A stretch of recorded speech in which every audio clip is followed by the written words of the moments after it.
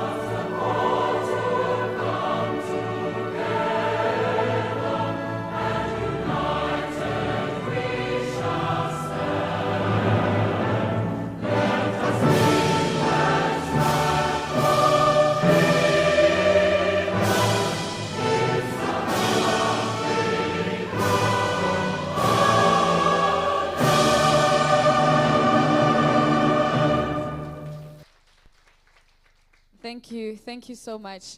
It's always interesting. The national anthem, there's a feeling that you want to clap your hands. I want to apologize. I didn't tell you all the protocols of the national anthem the men in the room. It's not on your chairs. You're not the president, not Amandla. We are not at the rally. That's the protocol, and no movements in the room. Because in my other work, I do some work with the Department of Arts and Culture. I even feel like, where's my flag? Because everywhere I go, there should be the flag. So that's the other thing as well. So that's the protocol of the national flag. Next time you will share with others when you see them doing things like that. And we teach it to our children. And don't say, why should we? We are all now excited and fascinated that the National Anthem of England is going to change from being God Save the Queen to Save the King. See? You are interested in their stuff, but you are not interested in yours. So charity begins at home, you know. I always say to young people, you know the American National Anthem, but yours, you don't. You mumble the words at certain parts.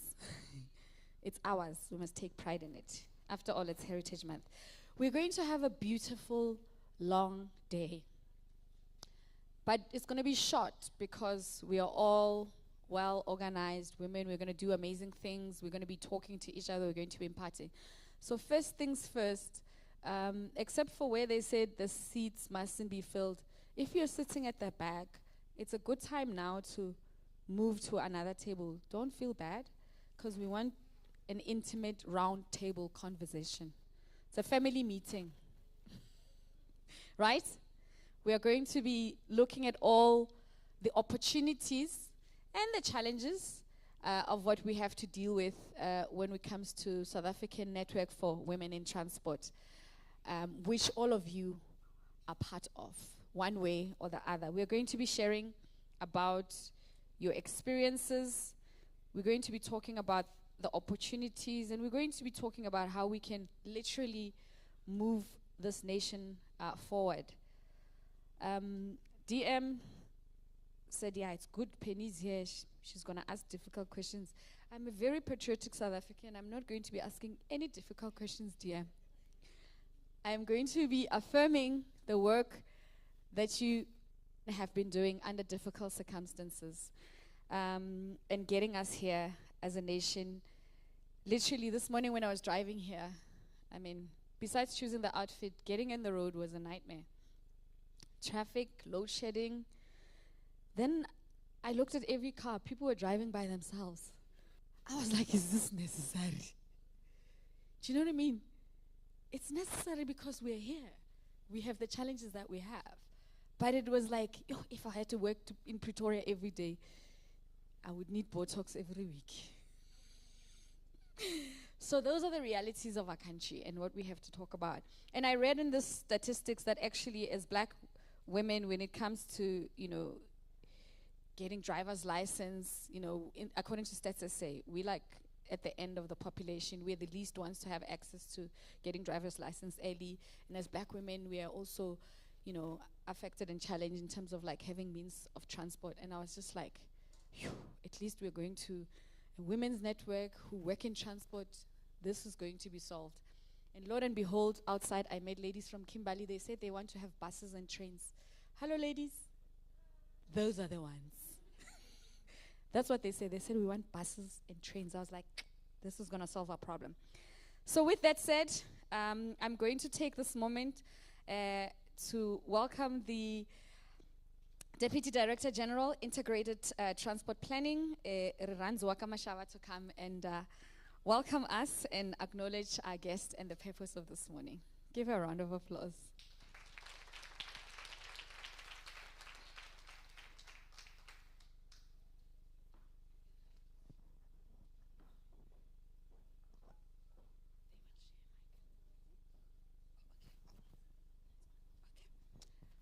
Good morning to Program Director. As you have correctly stated, my task this morning is mainly to welcome our esteemed guests who managed to clear their diaries so that they could be with us to contribute in what we regard as a matter of strategic importance, which is high in the national economic agenda of our country. Let me acknowledge the presence of our host and champion of gender equity and empowerment in the transport sector, the Honorable Deputy Minister, Ms. Sindisiwe Chikunga. It has to be said that our DM is very passionate about transport economy, gender equity, and women empowerment in the transport sector. This makes our work as officials a lot easier because of the burning flame in our heart regarding women empowerment. The Honorable MEC, we are humbled by your presence. Let me also welcome our panel members that have already been acknowledged by our program director, Ms. Penelibiane, our CEOs and industry players. We appreciate your presence here today and the work that you continue to do in your various industries. We regard you as game changers. May you continue to fly the flag high. The captains of the various transport industries present here today, it can only be through your participation and implementation of our policies that will fast-track the change in the transport landscape. Representatives of various spheres of government, representatives of non-profit organizations, and the cooperatives who are present here, and last but not least, the members of the media, you are all very welcome. Deputy Minister, allow me to set the scene for this national roundtable, which is a pertinent platform to review the road which we have navigated since the launch of SANWIT in October 2007 at Gallagher Estate by the then Minister of Transport, Honorable Jeff Radebe. I must say that we are very fortunate today because in our midst, we have the inaugural captain who sailed the SANWIT ship for the very first time in 2007, Ms. Mpumi Mpofu, a Director General at that time, and a current CEO of AXA. Ms. Mpumi Mpofu, we appreciate your presence here today. I have no doubt that this forum shall listen to you attentively and to your valuable inputs as you take us back in time on how it all started. Distinguished guests, it is a commonly known fact that South African transport sector historically excluded women's participation, both in the private and public institutions, which then translated into the reduced contribution of women to economic activities. Our government has for many years, since the dawn of democracy, created an aiding environment to promote the inclusion of women in the economy through the introduction of various legislative prescripts, programs, projects, as well as financial support. In support of this bigger vision of an inclusive economy post-democracy, the SANWIT concept was born out of a need to break existing barriers into entry into the sector and also elucidate existing myths. This umbrella body was established as a strategic vehicle to engage businesses and government on issues that impact women's development in the transport sector, including entrepreneurship. To date, the Department of Transport has established a unit which is mainly focused on the promotion and management of SANWIT.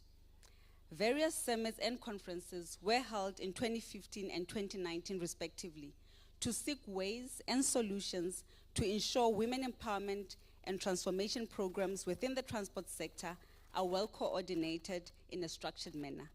In addition, economic opportunities were robustly deliberated upon, covering all modes of transport, namely aviation, roads, rail, maritime, and public transport. It is against this backdrop that a radical position has been adopted by the department to reflect and review the objectives of SANWIT, to evaluate its achievements and confront the challenges that are faced by this glorious movement. This roundtable therefore brings together key industry players, including those who are passionate about sharing their opinions on how the industry can work to improve the gender balance within the transport workforce in order to better reflect our society and utilize a wider range of experiences and knowledge. As we engage in discussions to ascertain that which is still relevant and discard that which is regressive or not achievable, may we leave no one behind as we empower, mentor, capacitate, and grow together, as this will result in a structure that can yield fruitful and sustainable results. As I conclude, I want to borrow a quote from Michelle Obama, and I quote, "There is no limit to what we as women can accomplish," close quote. Thank you.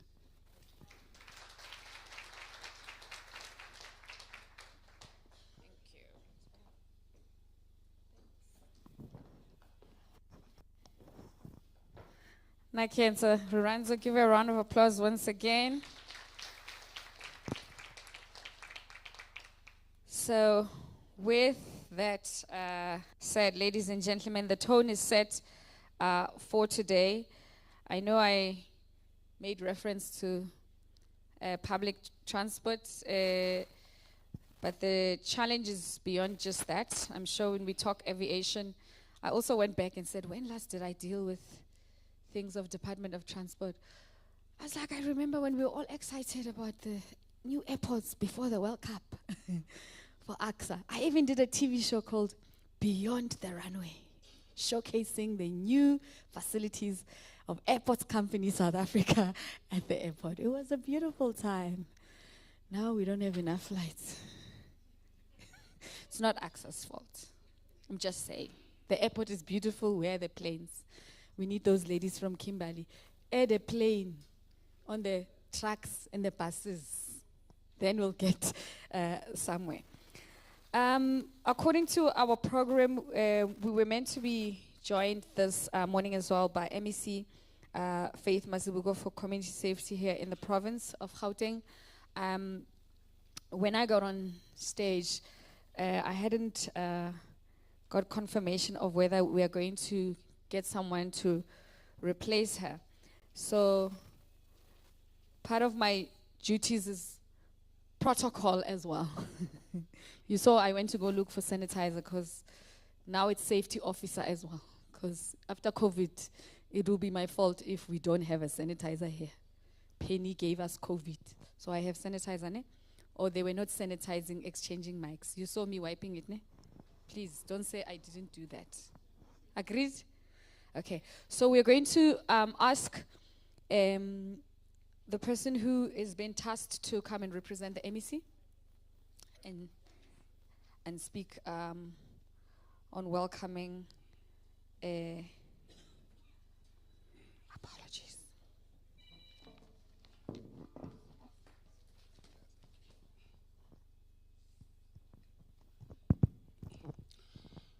Thank you very much, Program Director. Let me introduce myself, Jacob Mamabolo, MSc in the province for Public Transport and Roads Infrastructure. I'm very much pleased to stand on behalf of my colleague, MSc Faith Mazibuko, who is not here with us. Otherwise, on behalf of our provincial government of Gauteng, which is led by our Honorable Premier David Makura, it's an honor, great pleasure, and a privilege for me to stand before you and extend a word of welcome and acknowledge your presence. But most importantly, we would like to extend our greetings and word of welcome to our Honorable Deputy Minister, Honorable Chikunga. Welcome, DM. And sincere thanks to you to have convened all of us here today. And I think we must give you a very thunderous welcome and appreciation for your leadership. Thank you very much. That was very good. Thanks a lot. So let me also just acknowledge, DM, all the senior managers that are here. I see we have got a very good panel of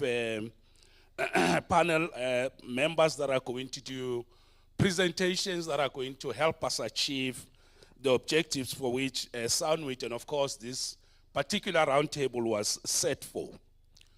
And also to welcome all of you who took your time today to be with us here and feel at home.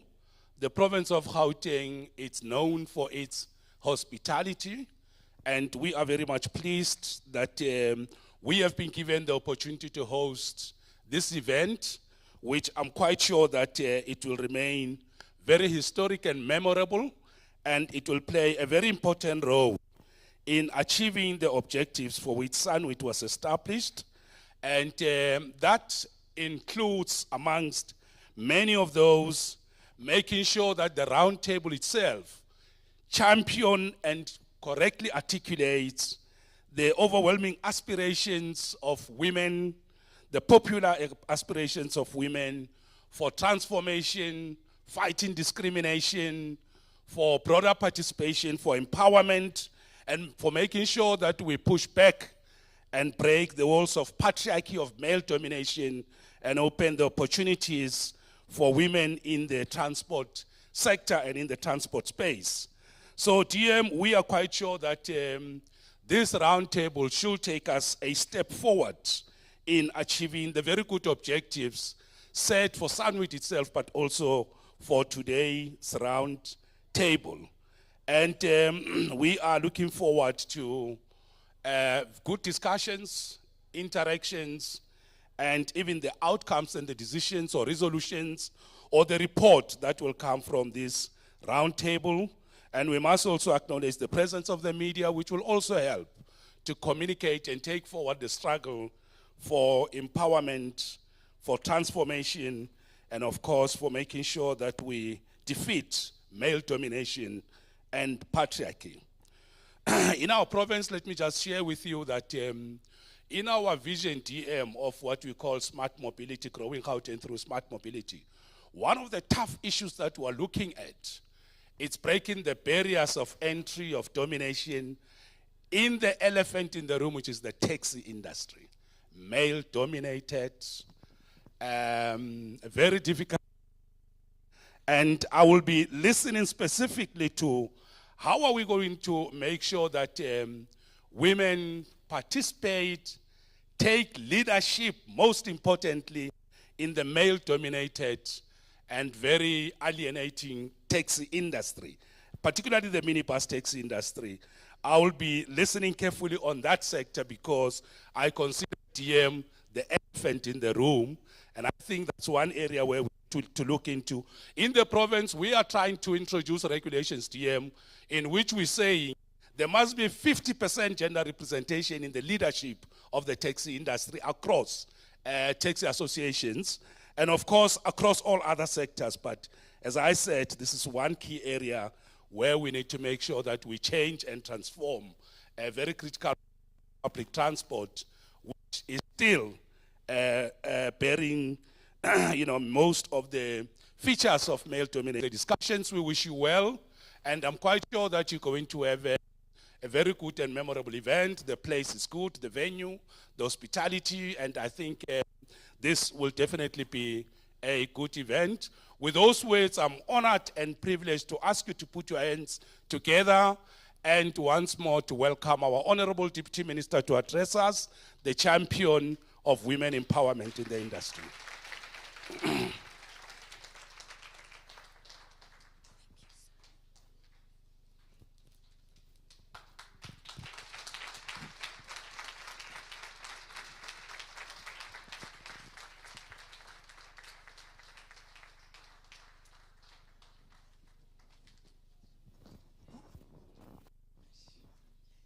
you. May you be seated.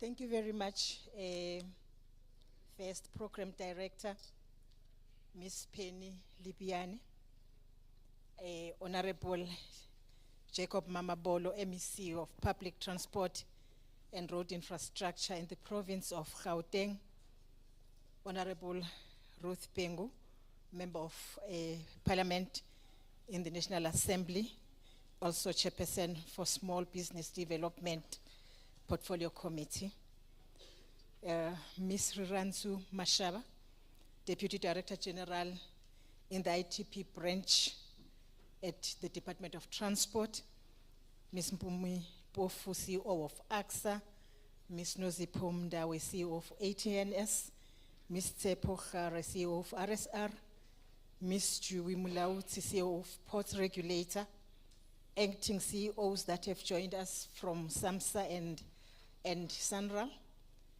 the SANWIT Interim National Executive Council, Ms. Ngwakano Moloto, CEO of South Africa Resources, Mrs. Bongile Sambo, Managing Director of Aviation, SRS, Ms. Scott, CEO of Iron Women, I like that one, representatives from TITA, representatives from the Department of Women, Youth, Children, and People Living with Disabilities, Department of Small Business Development, Department of Trade, Industry, and Cooperation and Competition, senior government officials, all women formations present here, representatives from institutions of higher learning, distinguished guests, members of the media, ladies and gentlemen, good morning.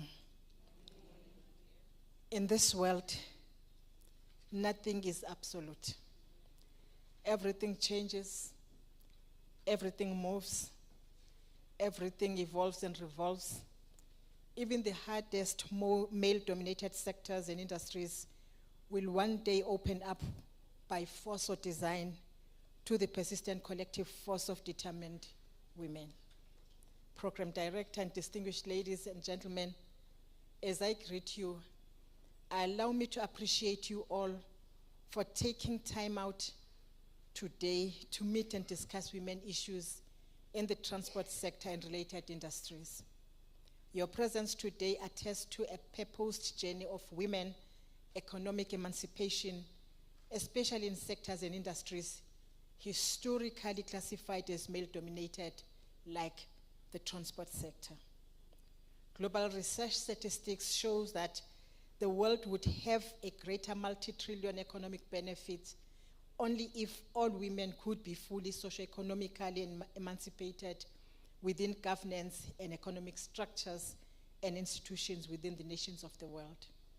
And I must say that I fully agree with the statement, because we have been seen, and we have actually seen, the positive strides made by trailblazing women leaders and managers who have and still are dismantling age-old norms.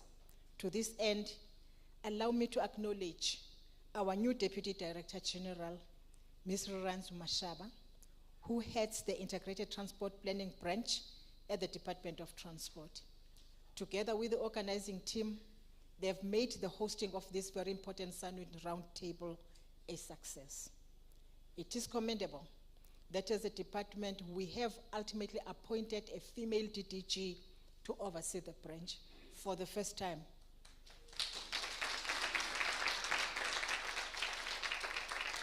We will pin many of the needs and hopes of women to her desk.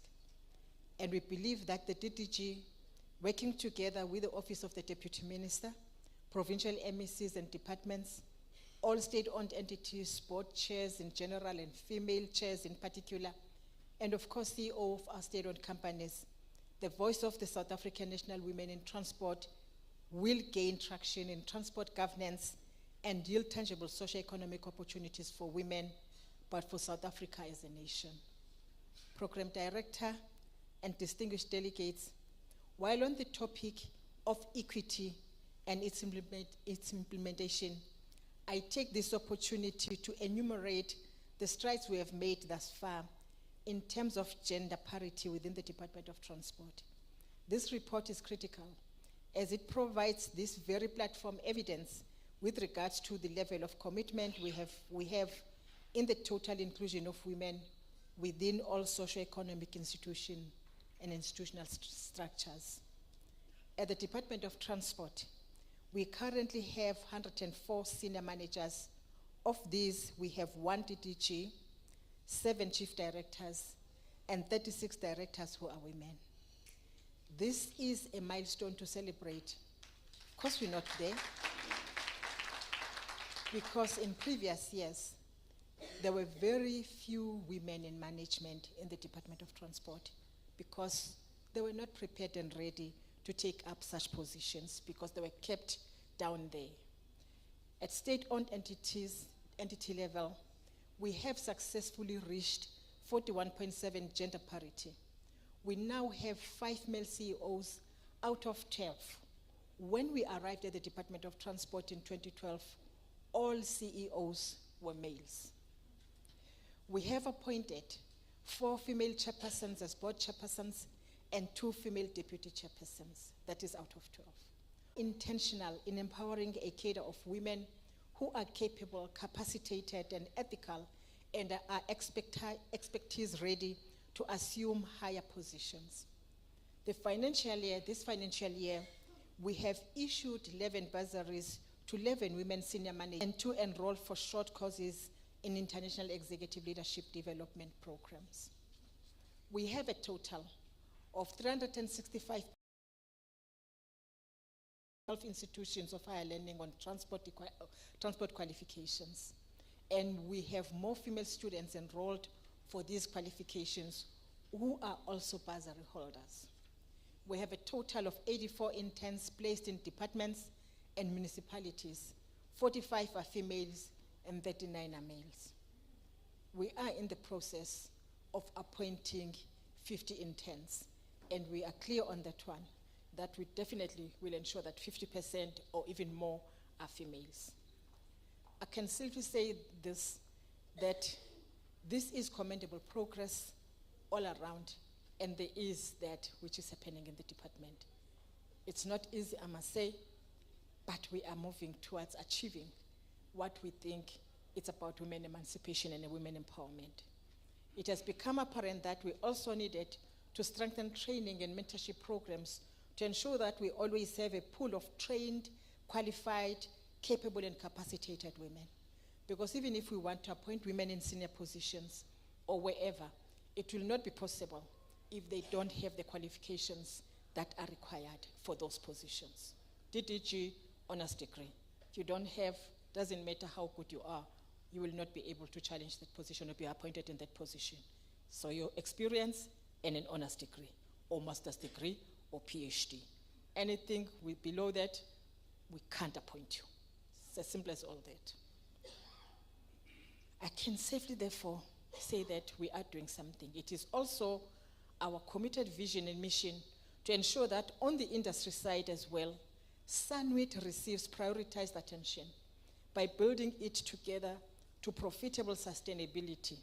Hence, this SANWIT roundtable discussion. Program Director Penny, as a department and perhaps speaking for the sector, we wish to commend all those women of SANWIT that have continued to keep their allegiance to this vehicle meant for the progress of women. The interim leadership have steered us to where we are today, that is to keep SANWIT alive and ultimately realize the United Women Fraternity of Transport Practitioners and Industry Leaders. We must look beyond the times we live in and fashion a sustainable and long-term solutions to the progress of women by developing and even strengthening support systems related to the progress of all women in transport inclusively. Now it's time to unleash the SANWIT's full potential. As this is our role as the leadership of SANWIT nationally, that is to be such a support system for women in transport.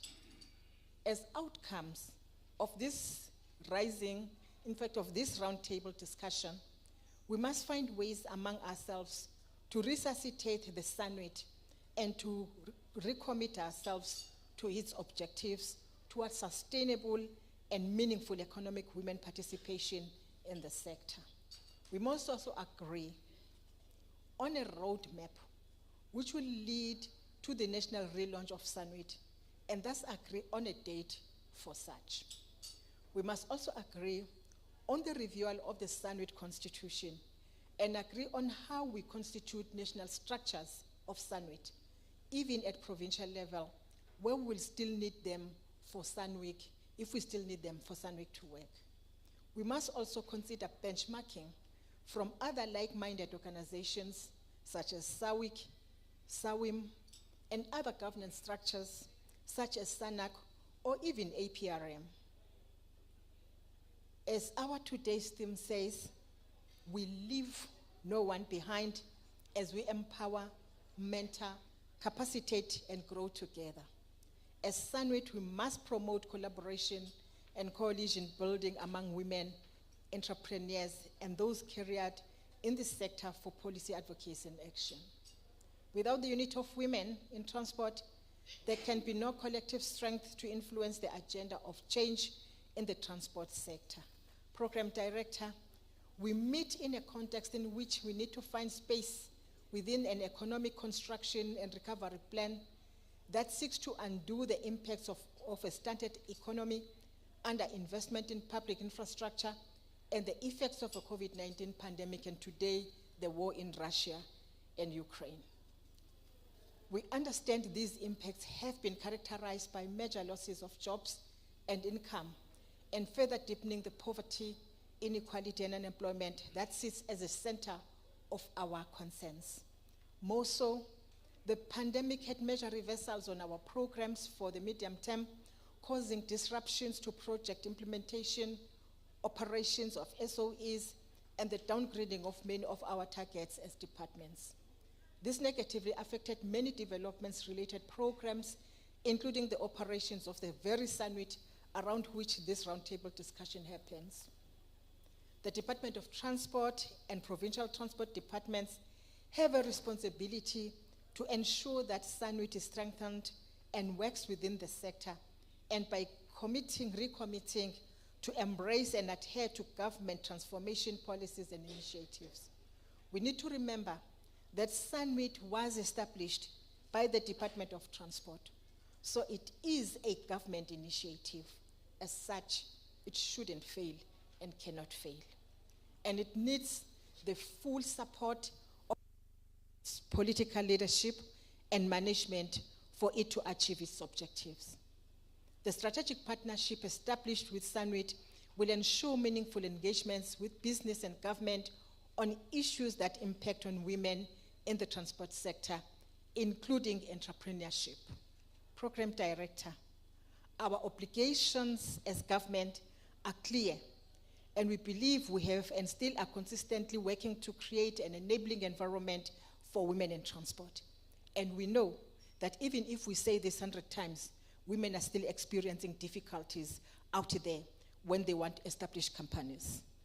We also believe that while opportunities to women in the sector must be characterized by active involvement in essential supply chains and advocacy in the sector, opportunity can also be defined by an enabling policy and regulatory environment which eases entry and cost of doing business.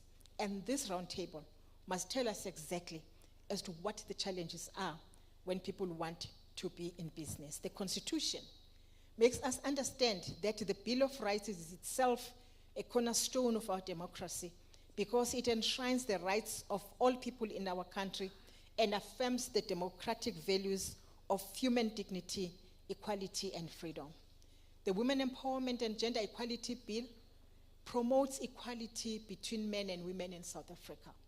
The bill calls for the implementation of measures to increase equality, such as designing programs to ensure that women hold 50% representation in decision-making structures. This is now a policy and law in South Africa. The essence of the National Development Plan Vision 2030 has its emphasis on the eradication of poverty and the reduction of inequality by 2030, and joining all South Africans to support these aspirations. The Department of Transport Strategic Plan for the fiscal years 2020-2021 to 2024-2025 states that in delivering transport services to the citizenry, the department focus is guided by the following strategic priorities, among others. 1, infrastructure build that stimulates economic growth and job creation. Any road will stimulate economic growth. Any potholed road will not stimulate economic growth. Building a maritime nation and an aviation nation that elevates first ocean's economy, but also aviation's economy. Accelerating transformation towards greater economic participation. Most importantly, Program Director, the National Development Plan 2030, from which we draw our strategic framework, calls for the development of economic infrastructure as a foundation for social and economic development.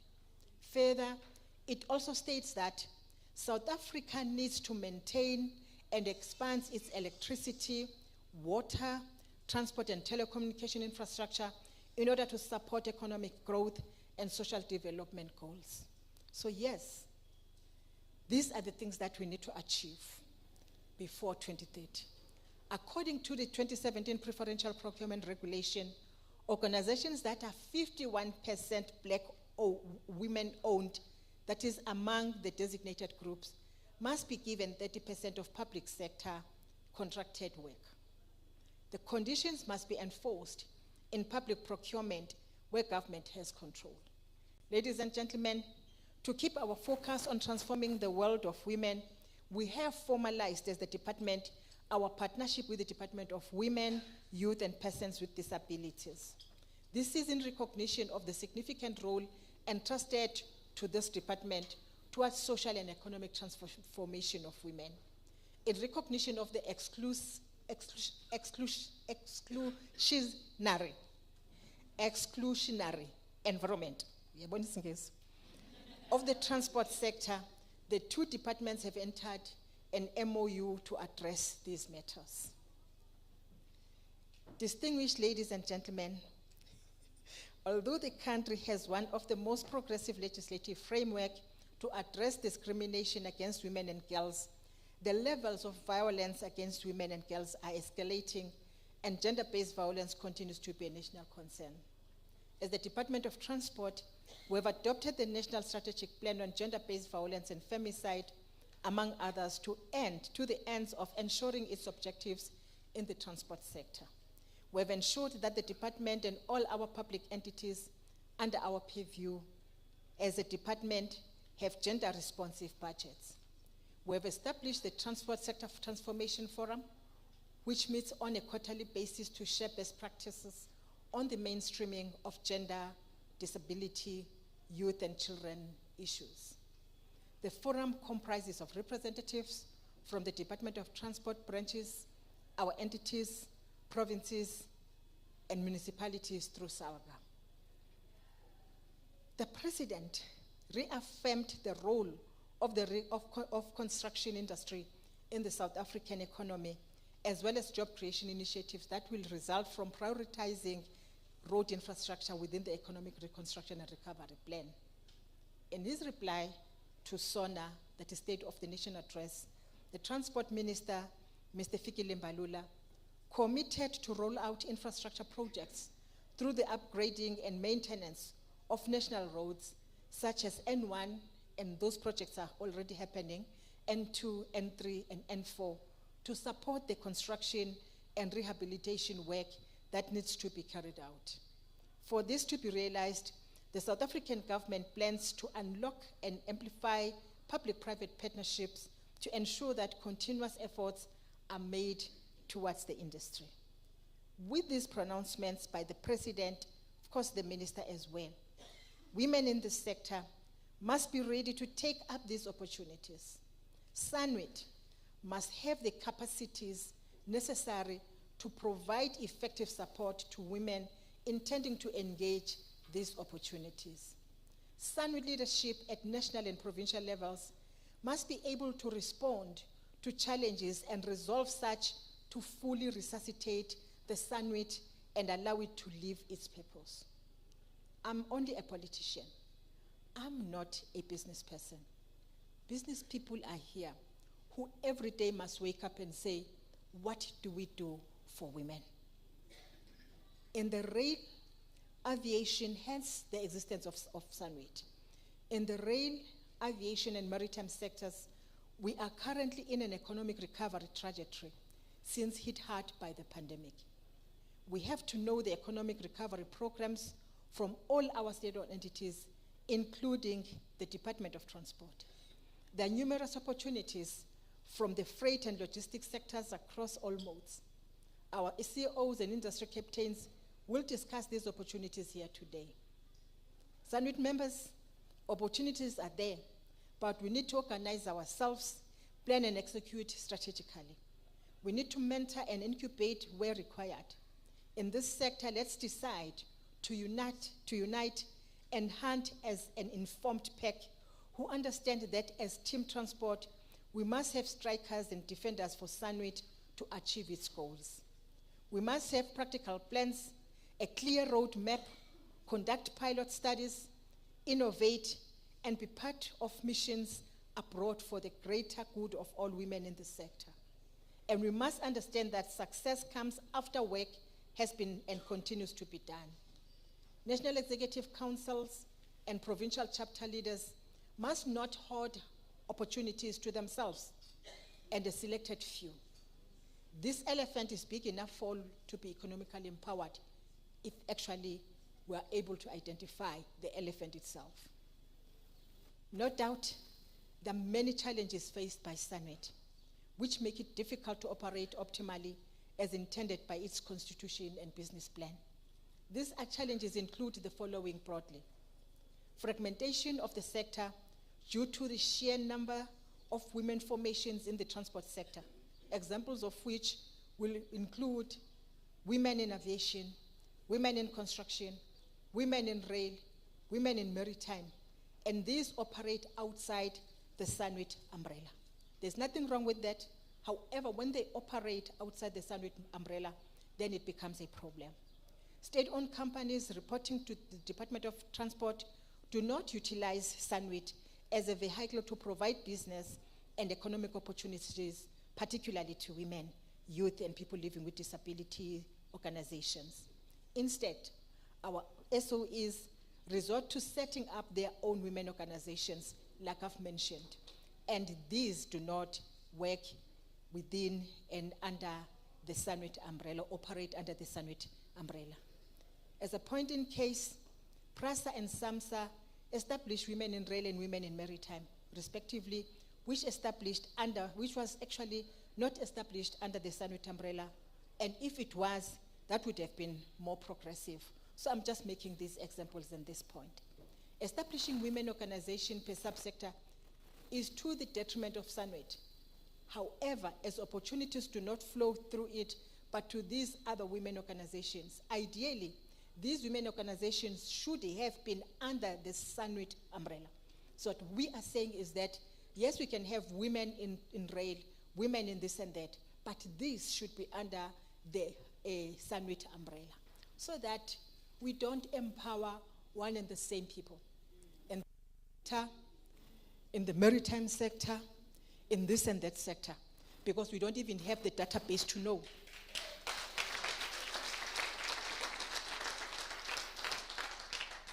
So there is no proper coordination of SANWIT matters and opportunities.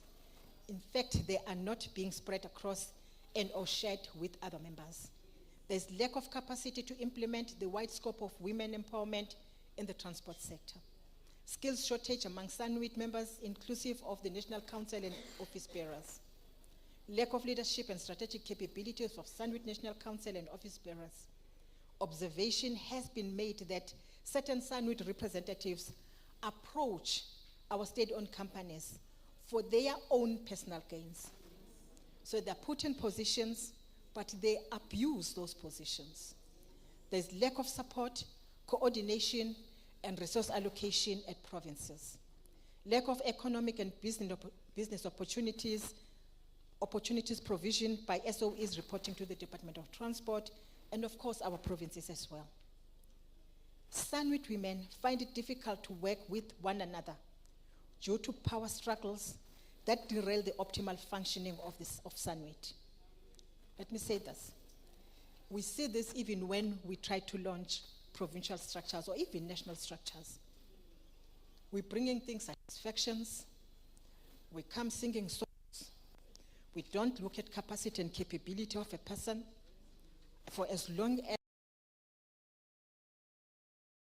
them, and then they don't even begin to function because they don't know how to move forward.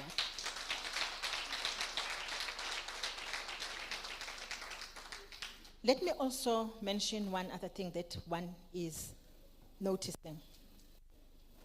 And this relates to how we communicate with one another. I've received complaints sometimes that people just can't communicate and relate.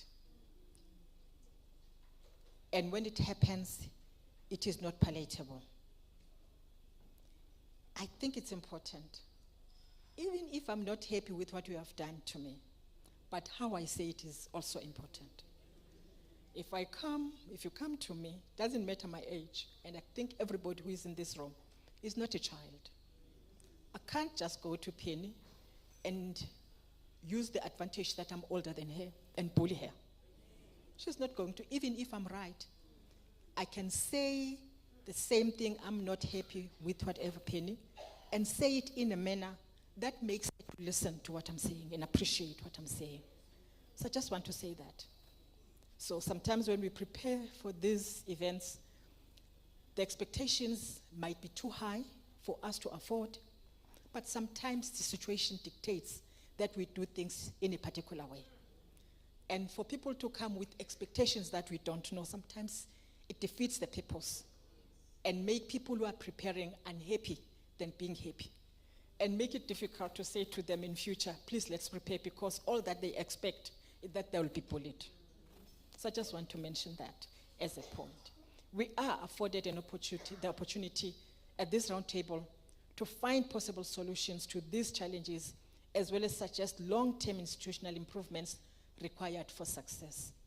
We are fortunate to have the Deputy Director General and her team with us to advise on the nature of possible solutions. As we conclude, Program Director, let me take this opportunity to make just this one announcement. During the 2022 October Transport Month, precisely on the 12th to 14th October this year, we will host an International Maritime Organization, IMO, World Maritime Day parallel event to coincide with the Global IMO celebration of maritime transport achievements and trends. And therefore, the whole world will be here in South Africa. I'm talking about the maritime world. I can tell you it's male-dominated. I've attended most of these events, and when you enter, I know that I will look for a white American woman, and she will also be looking for this black South African woman, because it will just be the two of us, and that's it. And we've got to transform the sector. And it is for that reason that as women, we are saying in the transport sector, we ask ourselves what we will showcase to highlight the achievements of women in the sector. We're happy that at least we now have a woman who owns a terminal in East London. 100% black owned, 80% women owned. It's history in South Africa. I'm not talking about women, it's history that a black person will own a terminal in South Africa. But it is even a history that it is a woman. And we're happy about that. Have we aligned our plans with the projects? And if not, what are the challenges we're experiencing in order to exhibit work by South African women in transport? Can this, of course, be resolved in this short time? And I'm talking about if we are ready for that international event that we'll be hosting. I'm concluding by saying, in every challenge, there is a message. This is one of nature's way of forcing change, breaking down old structures, quacking loose age-old norms so that something new and better can emerge. When I started, I said, in this world, nothing is absolute. Everything changes, everything moves, everything evolves and revolves. So even this transport male-dominated sector has to open by force or design. But that will only happen if we, the South African National Women in Transport, resolve to collectively and persistently work towards the total economic emancipation of women in the sector. And I'm talking about all women, and not those that are elected to lead the sector. I say, let's help one another in fulfilling our potentials and make South Africa a world that sees magic. I thank you very much.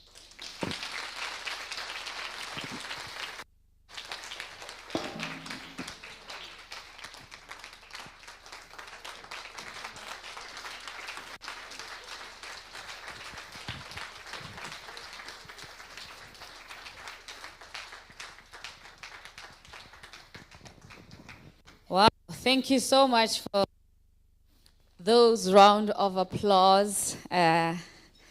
ladies and a few brave gentlemen, starting with the MEC for Public Transport and Roads here in the province. MEC, I apologize. I was paying attention to the women. I didn't recognize you. I am so sorry. Yeah, I am so sorry. But thank you so much for making time to join us. I hope you win in getting the taxi people to put on their seatbelts. Give him a round of applause there as well.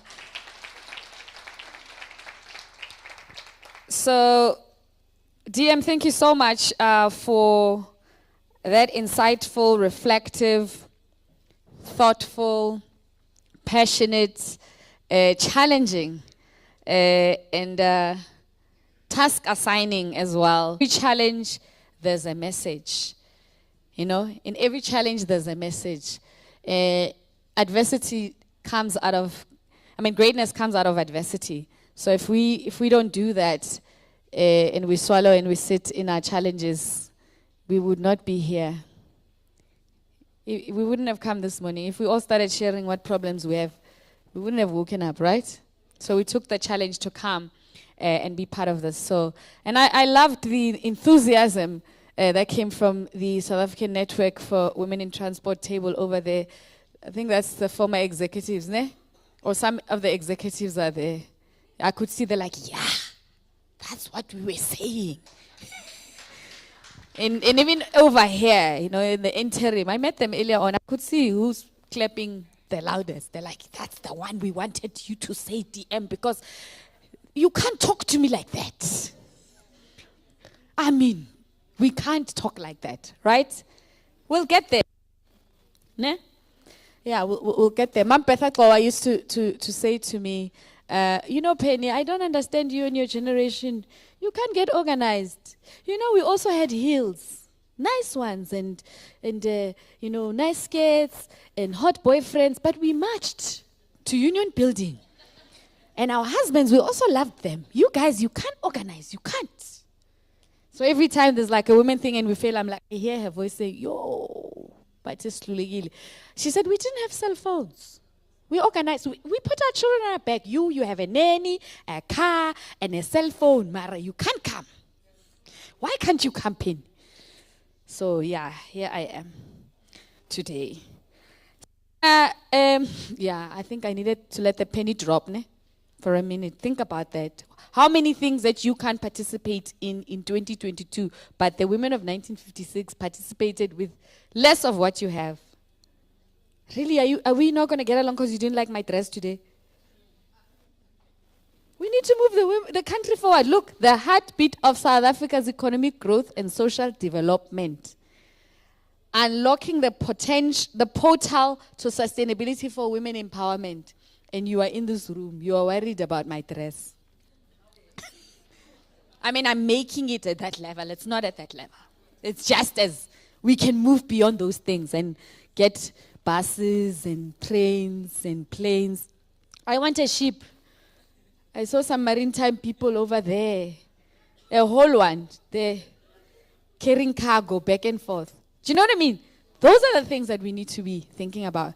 So with that said, I want you guys to stand up, go outside, get something to eat, come back. Then we continue.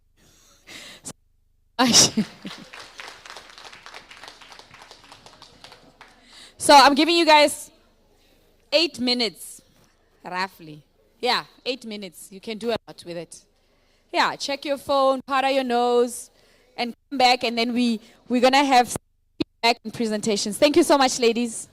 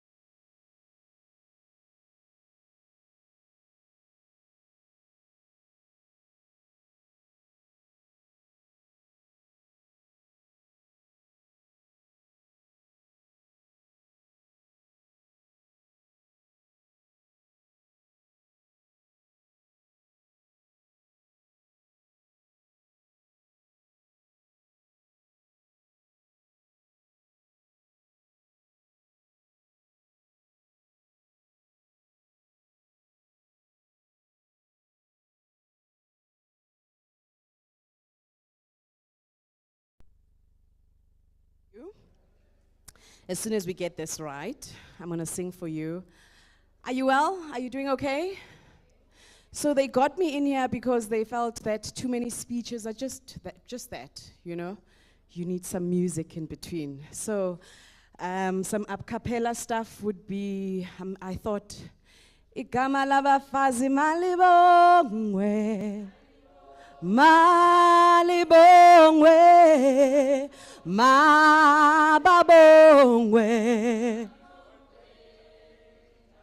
I knew I'm gonna win with the ladies. Man, I love working with the ladies. Okay. Abafazi mama respect. Creativity right there. Okay. So it's stuff like that. That's what I'm gonna be doing for you guys.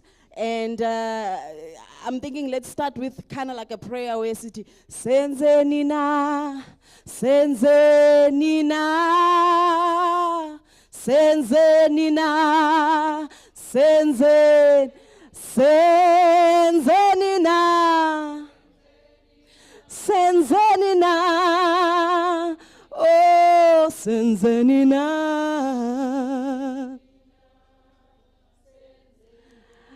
Nisibulala Senze Nina, Senzeni. Senzeni na, oh, senzeni na, senzeni na, senzeni na.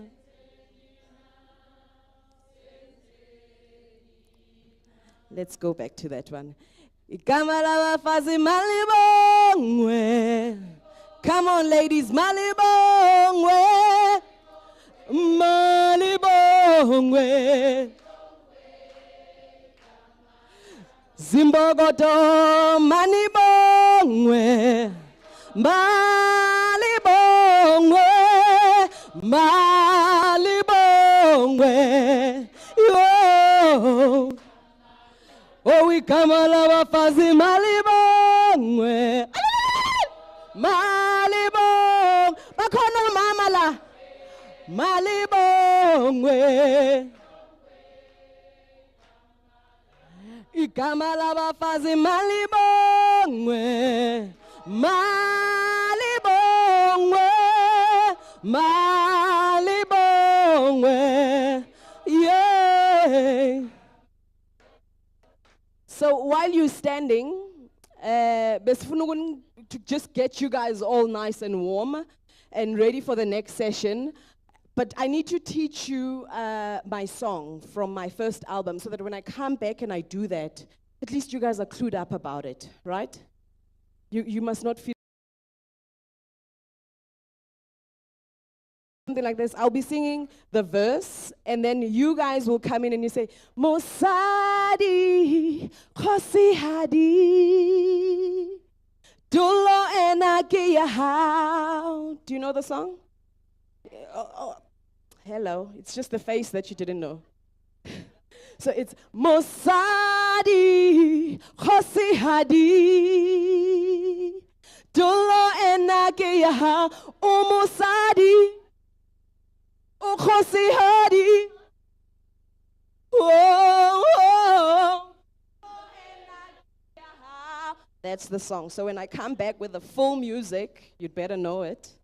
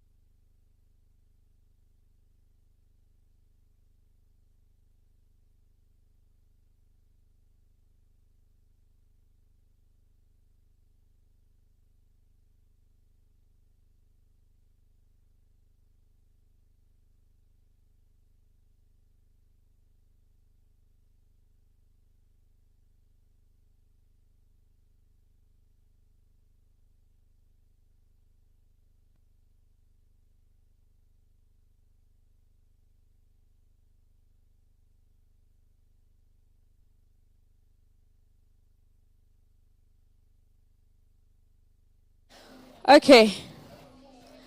Thank you, sound. So ladies, Nombulelo will be coming through to give us some performances as the day progresses. She is one determined woman. She's left the room. Okay, let's talk about her in her absence. She started singing at a very young age, and she did her vocal training at Funda Center in Soweto. And when she was 18, she won the Old Mutual Jazz Encounters Best Afro Jazz Vocalist for Gauteng. Yeah, give her a round of applause. So I gave her the mic, and I really wanted her to sing a few a cappella songs. She said to me, no, this is my voice. I've sang enough, Penny. I was trying to fill time like you do on radio. You play a song. She left. She was like, no, I'm going to save my voice. So she's gone out. She'll be back to perform her full session. Yeah, so back in 2001 as well, she was Standard Bank Young Jazz Artist of the Year. That's when she got into the music industry. And she's got an album called Essence of Love, which came out in 2007, amongst other things. And then there's a song called Hoshiradi, which she's going to be singing for you guys a bit later on. So tell her all the nice things I said about her when she was outside of the room. The truth is, I'm just waiting for DM to finish her radio interview. So we're going to, you see, this is what I get paid for. But now I'm going to ask my next speaker if she doesn't mind to start with the presentation. You ready? Okay. So let me introduce you before you come. And then I'm hoping that in a minute or two, DM will get into the room, and then we'll start with the proceedings, because like a train or a bus, time is a thing.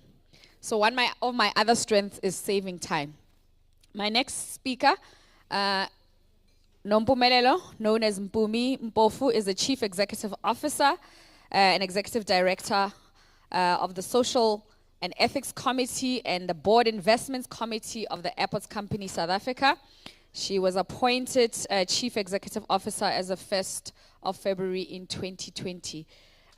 She is a leader in the company, and she's responsible for strategy implementation in its all facets, and she's responsible for the company's reputation to ensure that it is known for what it has achieved and what it can do. The rest is what she's going to present to us, because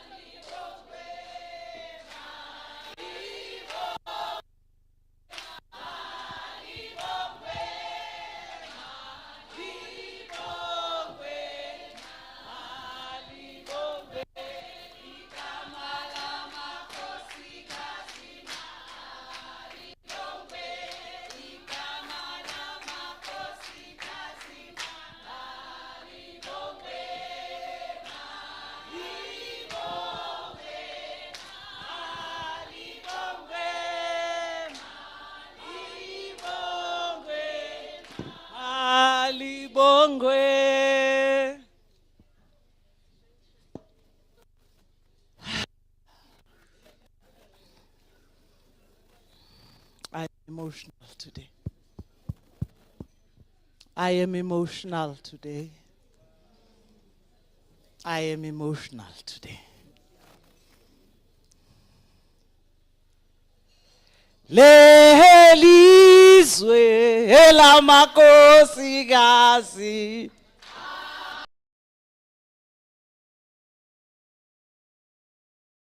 Oze saphela amandla Lelizwe elamakosikazi Asoze saphela amandla Asoze aphela amandla asoze saphela amandla asoze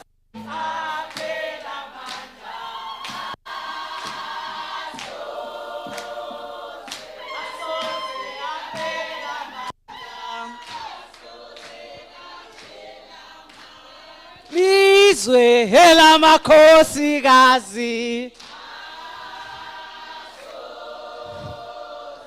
asoze saphela amandla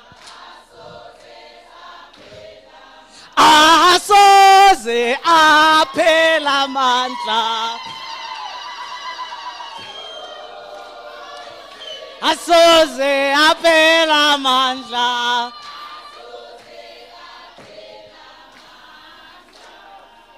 Hola SANWIT hola Tata SANWIT tata Tata SANWIT tata Ngiyabonga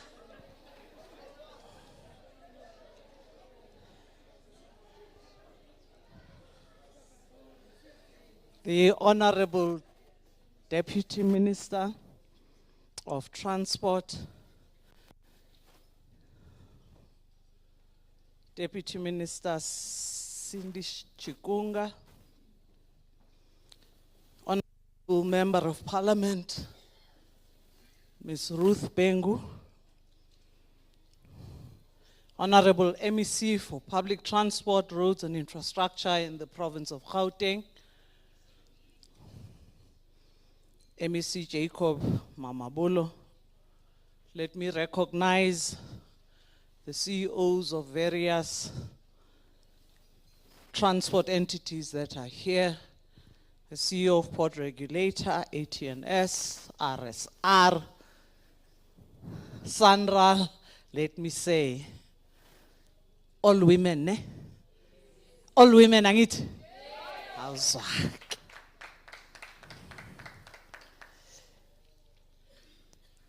Let me also recognize in our midst the executive of SANWIT and the chairperson in particular.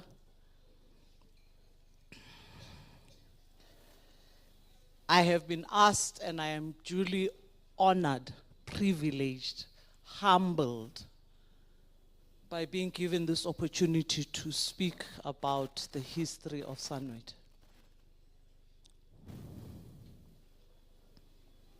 I would like to recognize in her absentia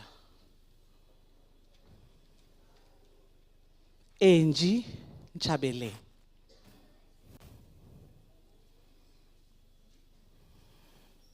The chief organizer in 2005 that worked alongside me and put this all together. Can we give her a round of applause, please? I am told that she has since returned, and I really wished she would have been here to celebrate this very important occasion with us.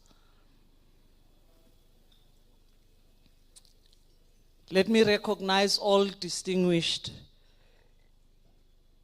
participants at this very important occasion, including the DDG in the Department of Transport and other DDGs who are here present, and really thank them for working this hard to put this together, I know under the leadership of the Deputy Minister. I've been asked just to take you back down memory lane to when SANWIT was established, the struggles we fought,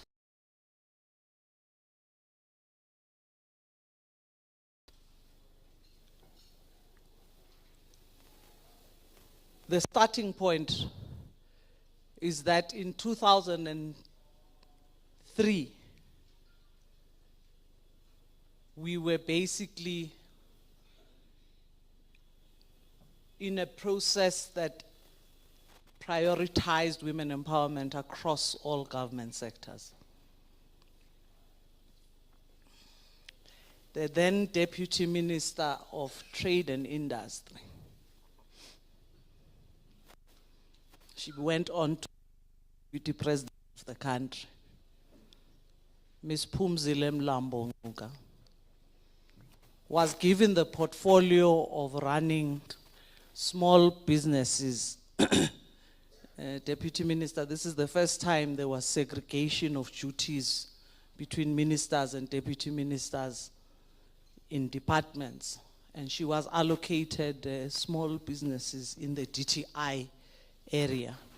And it hadn't been formally established, but in this particular venture was then the establishment very clearly of the first women's forum in the mining sector, in the energy sector, long before we took the initiative in transport. We were encouraged by it, we were emboldened by it, but more importantly, what triggered the initiation of SANWIT was Angie and I working on a rural transport strategy. At the point at which it forced us to interact with rural women across the country in that consultation process. And it was when we encountered various groups of women and were emboldened to move forward and establish an umbrella organization, as we called it at the time, that would cover all areas of transport. The role of women was clearly absent. Deputy Minister, you've spoken to this. We would find a sprinkling of women in sectors unrecognized, underempowered, not given opportunities. In 2005, there was no prospect of a woman winning a tender anywhere. Anywhere. It was a recognition also of the diverse transport sector that made us realize that we were not going to be able to implement our programs fully without empowering 50% of the population. They say it is illogical. If you were the CEO of South Africa to decide to run this company called South Africa Incorporated and exclude more than 50% of your human resources and hope to succeed, you can't be a very clever CEO.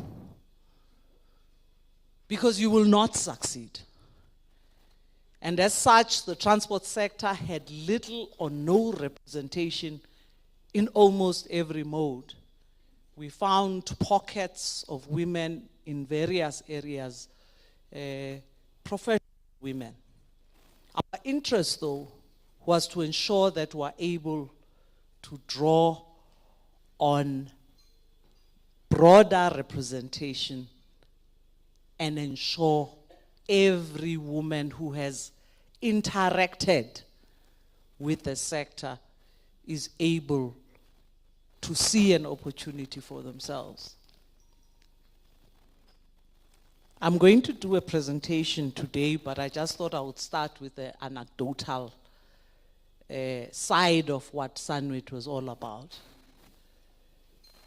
Deputy Minister, we were extremely enthusiastic. The then MEC of Transport in KwaZulu-Natal province took us to a place called KwaMhlabuya Lingana.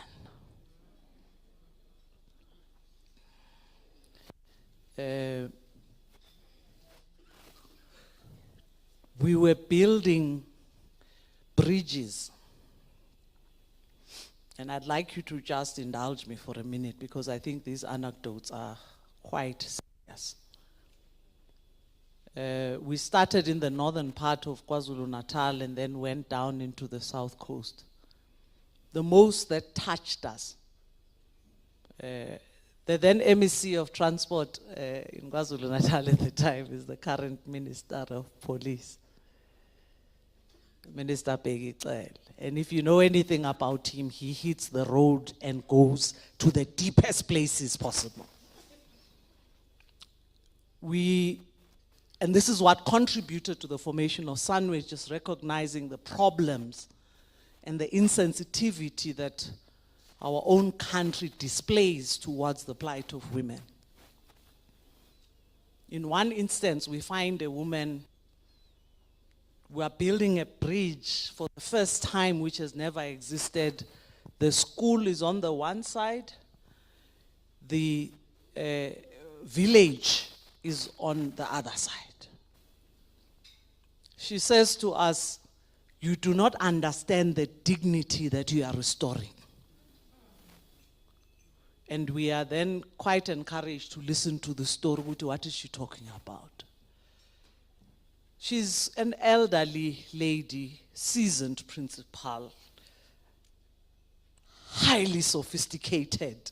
Uyabona ukuthi isikolo sakhe is the one that gets top matric passes. She says to us, in the rainy season, there's my house across there, it's green. I walk down to this river. The river is probably the width of this room. I walk down to this river. And because of time, we arrive there together with all of these children. This is a high school. There are boys, they are 15, 16, they are showing beards, they are getting mature. She says we stand at the edge of the river and we have to plan by studying the flow of the river and decide how we're going to cross. She says then we take off our clothes. I strip naked, including my panty. I take my clothes, I put them on my head. I lead my children across the river on the path that we have chosen is less dangerous. All of us, boy children, girl children, get across the river. I get there, I get dressed. I walk straight to the platform of assembly. I amass dignity that you have never seen. I start singing the National Anthem, the school program begins. I must forget that those boys who are standing at the back row have just seen me stark naked.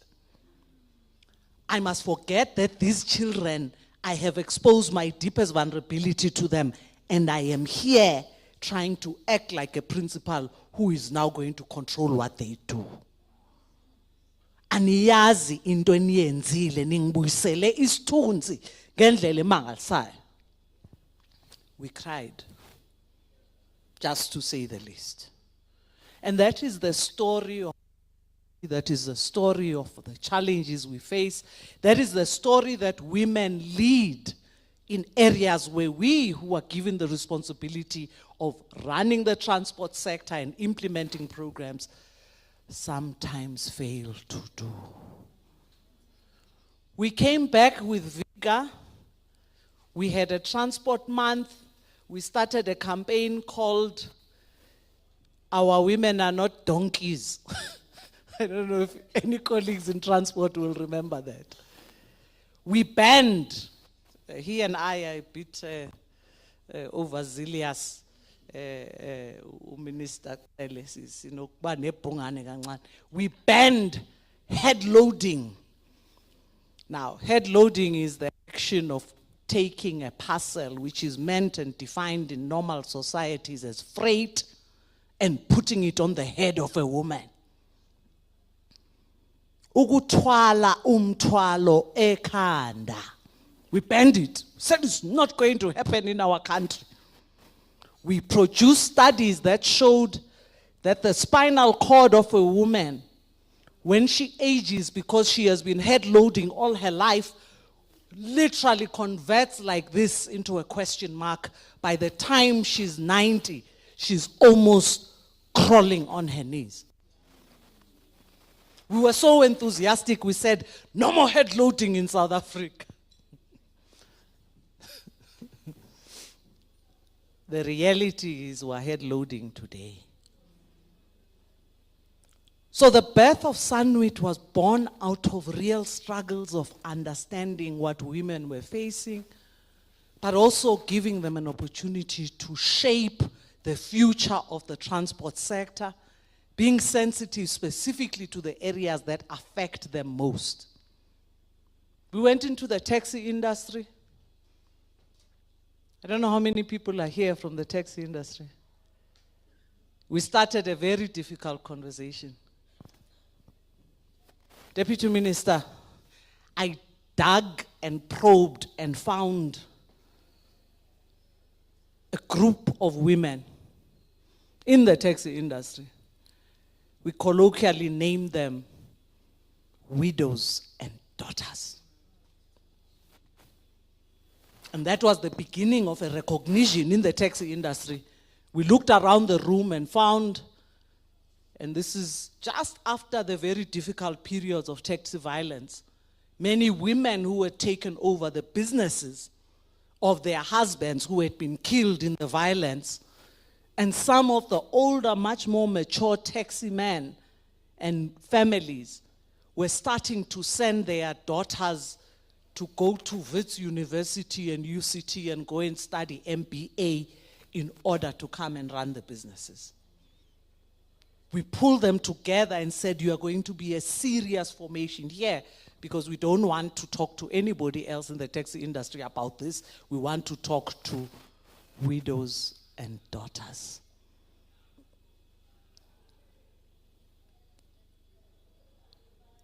At the point at which SANWIT was established, it was very important for us to recognize that not only was women empowerment critical, women empowerment would have allowed us to ensure even black economic empowerment. The timing of the launch of SANWIT coincided with the development of the Integrated Transport BEE Charter, which we worked on tirelessly and ensured that we're going to be able to integrate the empowerment of women into the charter. I've met a couple of women who are present here with us today who indicate that they were at the launch of SANWIT, which was held in October as part of October Transport Month in 2008. We had more than 1,000 women representing various organizations from across the country, filled at Gallagher Estate. You've never seen so many women in your life. We were shocked by the genuine interest to participate. We were shocked by the registration of people who had actually worked in this sector, and we had no clue. They came in their numbers from each and every province, town, village, and township to register their interest in this organization that would have protected them and given them a platform to advance their ambitions, their businesses, and their dreams in the transport sector. Minister Jeff Khatebe presided over that. He stood at the podium and said, yeah, okay, I have never seen this number of women in a single gathering.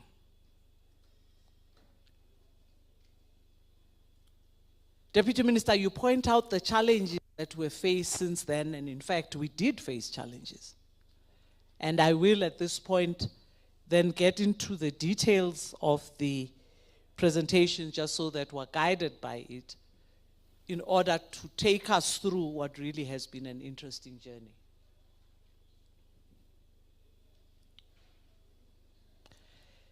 When SANWIT was established, initially in 2005, we had a lot of work to do. We had to ensure that the umbrella structure is formally constituted. We had to register the voluntary organization as a Section 21 company. And then we had the launch in October 2008. As I say, the launch had to be on the basis of a constitution that had been established, together with a plan that had been developed. We were very clear about what we wanted to achieve. We wanted women to be entrenched in the transport sector.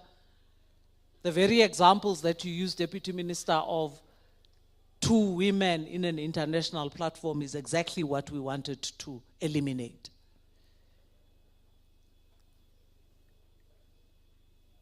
We established a very clear mission, and really that was meant to be integrative for SANWIT to facilitate and promote opportunities, to empower, to connect and grow women's businesses.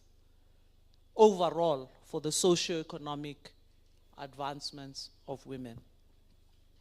We looked at the entire transport industry and said, how do we do this? How do we ensure that we cover all modes of transport and ensure proper empowerment of women in all of those sectors?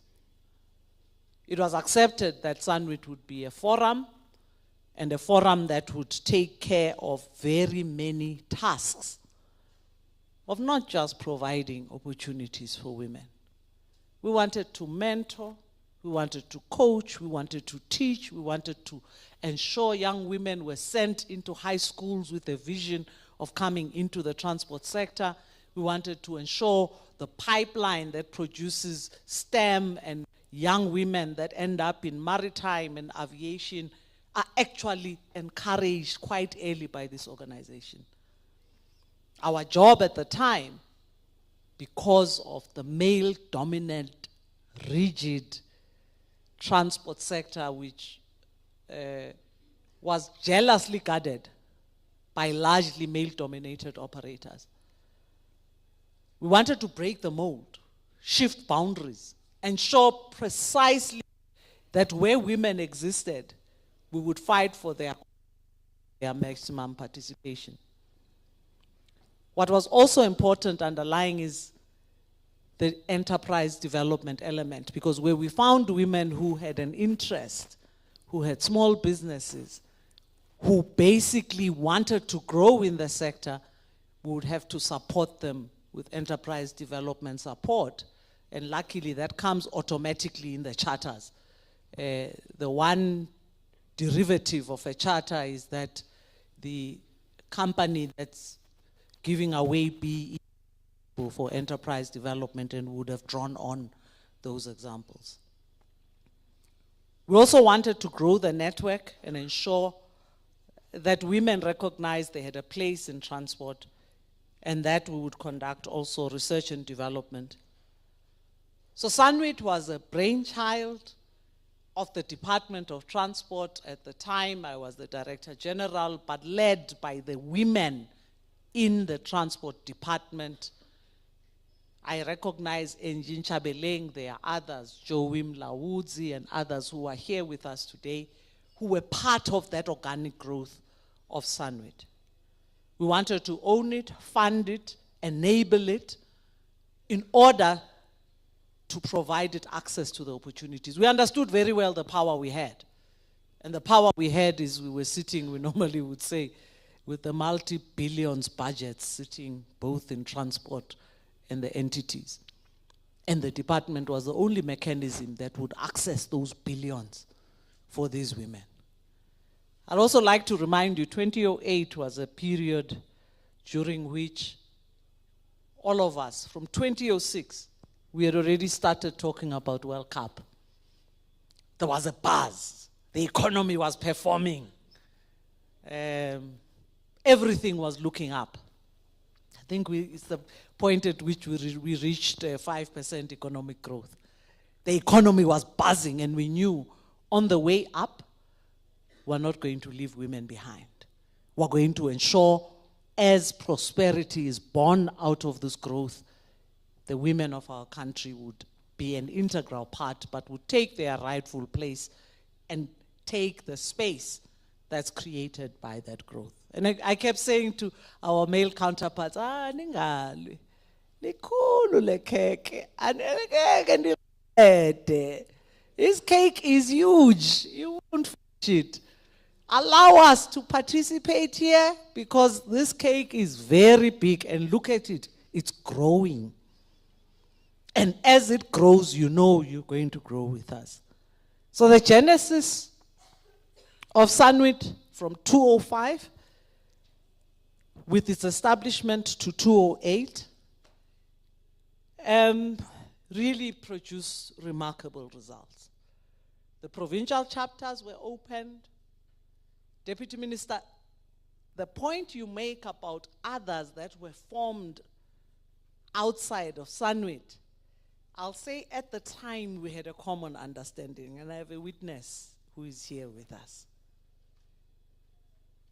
Our presence in the launch of women in rail, women in aviation, and all of this was not to the exclusion of SANWIT. It wasn't. I was there. I was invited to each and every one. She reminded me this morning with Kayalami, the Kasser, launching women in rail. SANWIT head was there, and they launched women in rail. They had done so out of Gallagher Estate. They didn't have an idea on their own and go and launch. They were encouraged, mobilized, persuaded to specialize in particular areas and organize themselves. And we were celebrating together. I was in the Eastern Lake where we were launching road freighters. The women who provide transport to the coal sector, the women who were supplying Sasol with coal and old trucks, large majority of them present in that. I was invited. I was departmental head of SANWIT. We launched together. Similarly, women in aviation. The breaking away of these groups into almost isolated entities.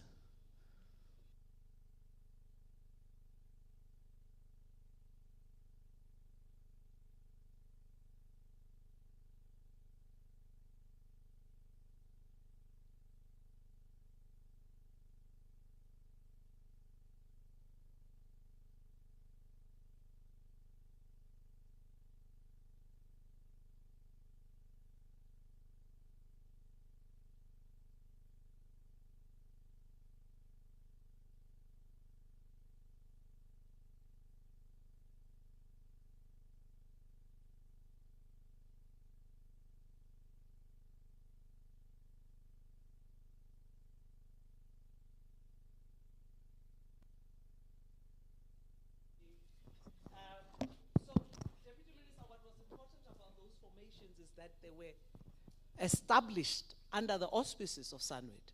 They were not born out of somewhere else. They were not established as if they were elsewhere. There was nothing before 2005, nothing in place. And so those professional women who led us in the specialized modes were taking up the very spear we had put for them to carry forward. The challenge that happened is that SANWIT did not remain central to them. You know, when people say, I have not left my organization, it left me. That's exactly what happened. SANWIT left those organizations, not the other way around. So in responding to your challenge, Deputy Minister, I'd like to say, I'm certain there is not one member of those organizations who can ever claim that they are standalone. Not one. I challenge them. They know where they were born out of. They were there, and they know how they were brought to life. The fact that years later they might have operated on their own is a sign of weakness of SANWIT, not those organizations. We looked at budgets very specifically in the rail sector. And we allocated these colleagues the train refurbishment program. And we said, signaling, train refurbishment, take it away, it's yours. I can't remember her name, and this is something I don't like doing, but she is the wife of Dr. Ngubane, Sheila. She stayed in that sector and was the lead on train refurbishment. Tandindlov, Dr. Tandindlov, lead in train refurbishment. They were born out of SANWIT. They were at Gallagher Estate. They understood that they form part of an umbrella body. I will not speak about the weaknesses of SANWIT since then. We traversed many challenges. We had successes in the bus sector, and I want to recognize somebody who's been, please lift your hand, ma'am, who's been here with us.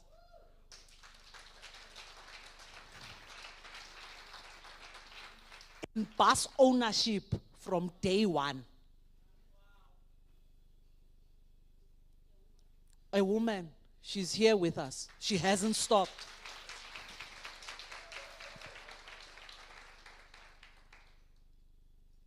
But we had a problematic tendency that then emerged. And like you, Deputy Minister, we can't leave these matters unsaid.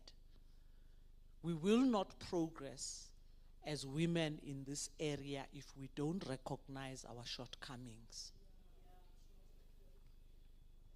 SANWIT was meant to empower women in South Africa in their masses, in their big numbers. The philosophy we try to introduce is that, yes, it's good to be a professional woman, but you are a conduit to our masses. It's not about you. Unfortunately, as we evolved, we had individuals in this organization that benefited beyond your imagination and left women behind. Don't succeed when that happens. You cannot succeed. And I'll just tell a little anecdote. Omnye wabo hlangane naye angisakwazi nokumkhulumisa. Sekashaya ngama bodyguard ukuthi mina angisakwazi nokusondela. I can't even come close to them anymore. The bodyguards are protecting this person and I can't even say hey. Not more than 30 standing in front of the podium at Gallagher Estate when we launched. I greeted her and I said, hello, Sisi, when I finished speaking. She encountered SANWIT for the first time on that day. Today, she's a multi-billionaire.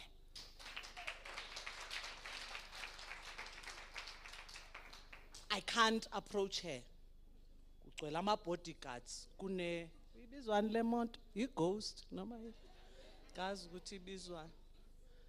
Hanjwa nge-ghost nama bodyguard. I can't come close. Mna nje ngini. Humble me just to say hello, madam. And that's what we knew SANWIT would do, but not to that crass extent. What we wanted to see is the majority of women empowered, rural women empowered.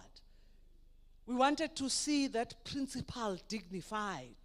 We wanted to ensure families could develop businesses in this sector and actually prosper because this organization was meant to fight their cause. So SANWIT evolved, we did all the correct things. The structure was established. We ensured that we had people who took up the responsibility. And we set out very clearly strategic actions in 2007 that were intended to really concretize this organization. Fundraising, marketing study, basket of services, outreach strategy, communication, and database management. The database management was the biggest challenge. The names would change. The provincial chapters struggled to pull things together. Members would move across from one province to the other. It was really our weakness. But there are many achievements as well. And I share with you images here, Deputy Minister, during your time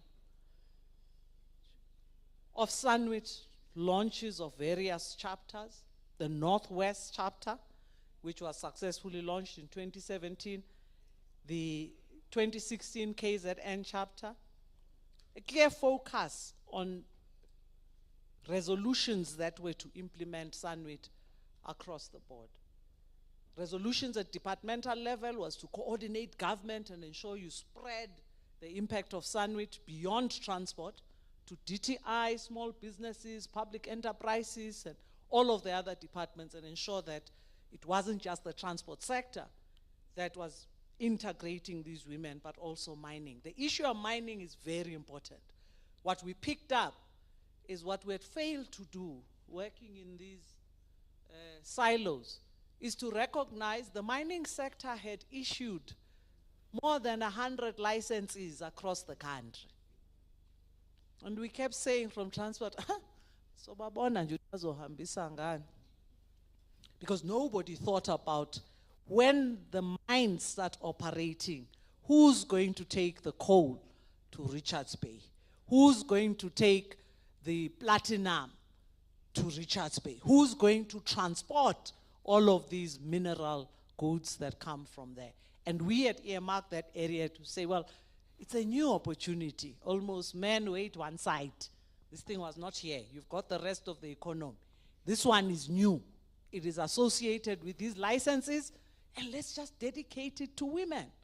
And we had learned the lesson from the women who operated in coal, who were successfully appointed by SASOL to provide successful transportation ventures and trucks and road freight for them. I think what also was important was just the emphasis on skills development, scholarships. We intended to do bursaries for young people and skills development across the board.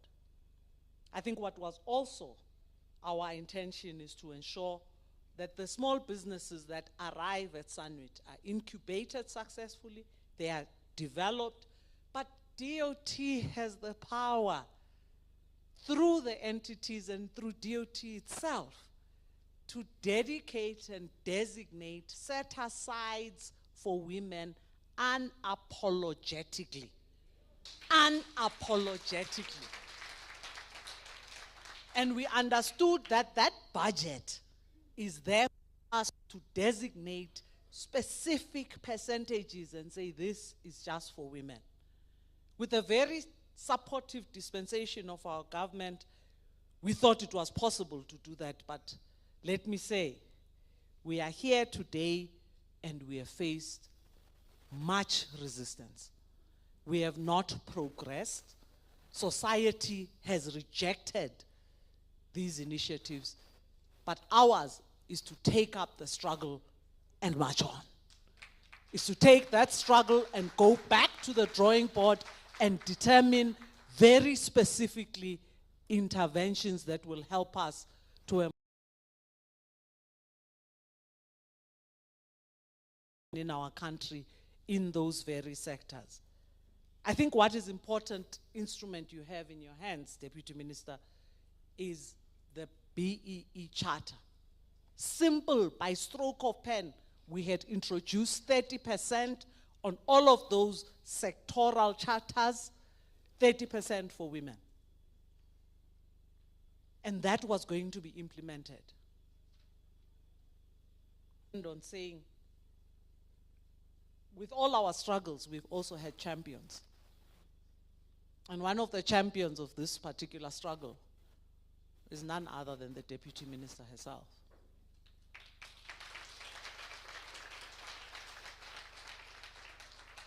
I'm minding my own business. I've left transport since 2013, 2014, up to 2015. Deputy Minister Cindy Chukunga has been appointed in transport. With a group of the SANWIT executive, there's an estate called Parity Estate. You know where ministers and deputy ministers live? Deputy Minister Chikunga gives me a call. She says SANWIT is in trouble. You, the original founders, come here to my house and fix it. She gives us access to her boardroom at her house. She locks us in there for 3 months and says, I want a result. We spent 3 months. We worked on what was then a product of a plan that was supposed to then go and be implemented. We had Deputy Minister 2 challenges in that process. And I think if we don't learn from those 2 challenges, we are not going to go anywhere. The first challenge we had is that there was no appetite for exercising democratic principles. With a new plan and an old leadership, it was going to be very important to take both to a summit and appoint new leadership amongst these women to take this plan forward.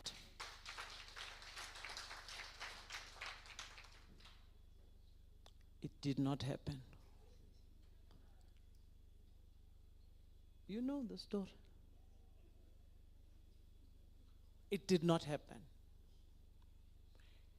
I think sometimes when we fear what is correct on the basis that we might lose opportunities,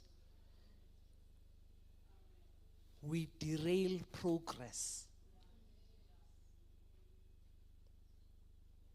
So we ended that process with a plan and we reaffirmed the same leadership. But let me say to those leadership who were there, the reason you didn't make traction since then is because half of you wanted an election and they wanted to choose their own leaders to take them forward. And that process derailed us.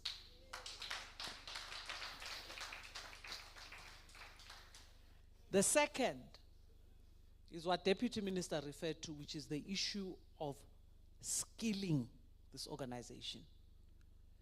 And part of what we attempted to do in that exercise is just the recognition that everybody's got skills. And in SANWIT, Deputy Minister, part of the issue of skills is not about an honors degree. Because the lady that I pointed out there has been running buses like men and nobody can compete with her. She doesn't have an honors degree in buses, that one.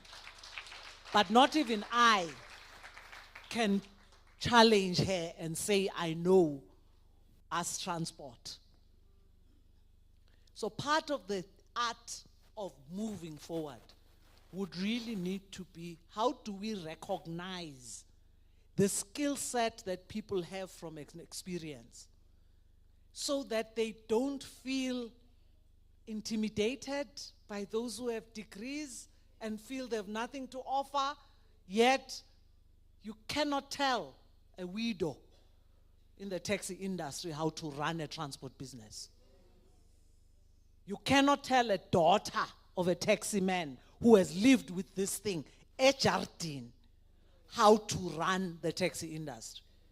So part of what I would really like to request as we move forward is the recognition of the experience of women in various sectors so that we don't overemphasize. Of course, we must compliment, but we mustn't overemphasize to their exclusion qualifications. Those with qualifications help us come and design the business plans and add and contribute, because for going to school, you were not running a taxi industry. You were not there. So by definition, you've also got something else to offer. Let's complement those skills and move forward. South Africa is not going to wait.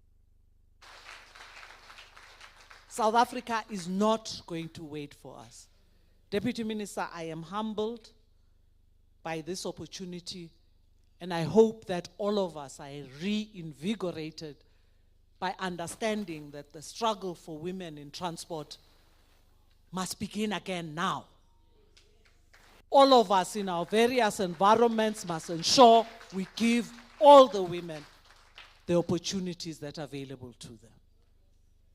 And I'm hoping that by the end of today, we will have a concerted plan that we can all be held accountable for our contribution to it, because we're still sitting, and I hazard a guess, with the transport sector possibly at about 20% women participation.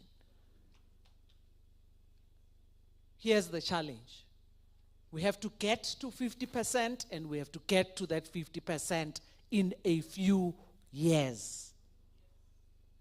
And I'm hoping that SANWIT will lead the charge and take us into the future. All of us are in this sector. We have responsibilities. We are committed. We are ready to assist. Even in those chapters, Deputy Minister, specialized organizations, let's bring them back. But importantly, I hope by the end of today we take decisions that strengthen SANWIT to what it should be, and for it to lead the rest of women participation in the transport sector. I thank you.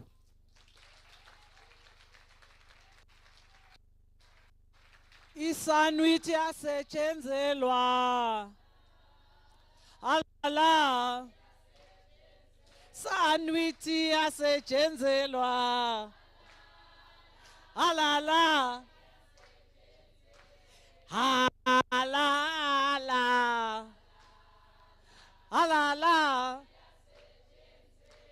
Alala. Alala. SANWIT yasetyenzelwa. Alala. SANWIT yasetyenzelwa. Alala. Alala.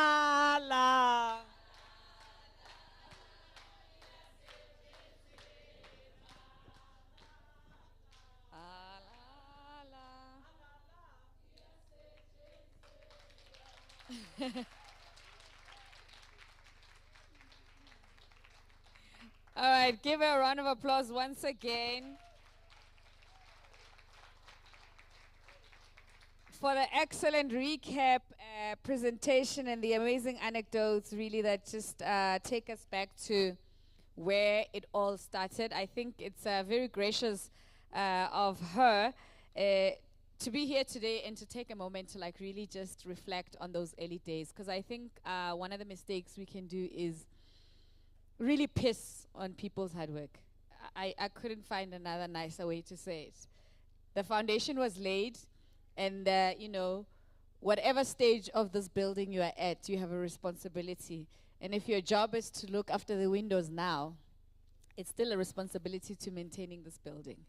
So each and every one of us who are in this room, I think that moment was important. Thank you so much for sharing that and for sharing everything else, Mpumi, Chief Executive Officer and Executive Director at the South African Airports Company. So, if you guys form a consortium and you want to start an airline, it's possible. Eh? Is this just the thing where we are right now? Huh? Okay. So we spoke about where we coming from. This roundtable, today's roundtable is really about that. We're going to bring out those issues and look at the challenges, because out of the challenges, there is a message and opportunity. Ne? Okay, so I'm going to call on Moira Krieger to come through. I hope I pronounced your surname correctly. She co-founded the company Transport Advocacy Skill, focusing on advocacy skills development and consulting in the transport sector. She's been in the minibus taxi industry since 1988 and counting. And she's been in formations like Santaco, in the Western Cape, as a regional chairperson. She's part of the SANWIT Western Cape chapter. And of course, she is currently the interim chairperson for SANWIT National, and she served in that capacity. And she's going to really kind of just give us a context of where we are right now, because we got a sense of where we're coming from and where we are. And history is not like economics. Economics, we must focus on the numbers, ne? So history, we went a little bit longer. So with the current, I'm going to give you about 15 minutes, if it's possible. 15 minutes. I've actually prepared a document of 150 pages. Yo, Moira. But considering all the beautiful women that are here, I will only take that 15 minutes, and the next event we'll interrogate the rest of the 150 pages. Is that okay with you guys? Okay. So, yes. Ladies, when I look at all the beautiful ladies and the few very lucky men, then I want to greet you all. Normally, in the Western Cape, when I'm on road shows, and now we have a male coordinator in the Western Cape, then the guys are looking, and I can see what's going through their minds. What is this guy doing differently that he's surrounded by so many beautiful women? So they need to come and learn from him. What is he doing differently that he's so fortunate? So guys, that all the gentlemen that are here, consider yourself lucky. To the Deputy Minister of Transport, the DDG, the Program Director, I want to greet you all. I want you to know that I want you to look to your neighbor. And you tell your neighbor that I'm blessed because you came.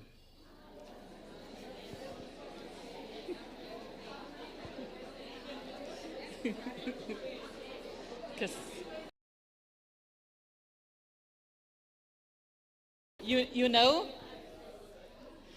the reality of the situation is, if your neighbor didn't pitch, there would not have been an event.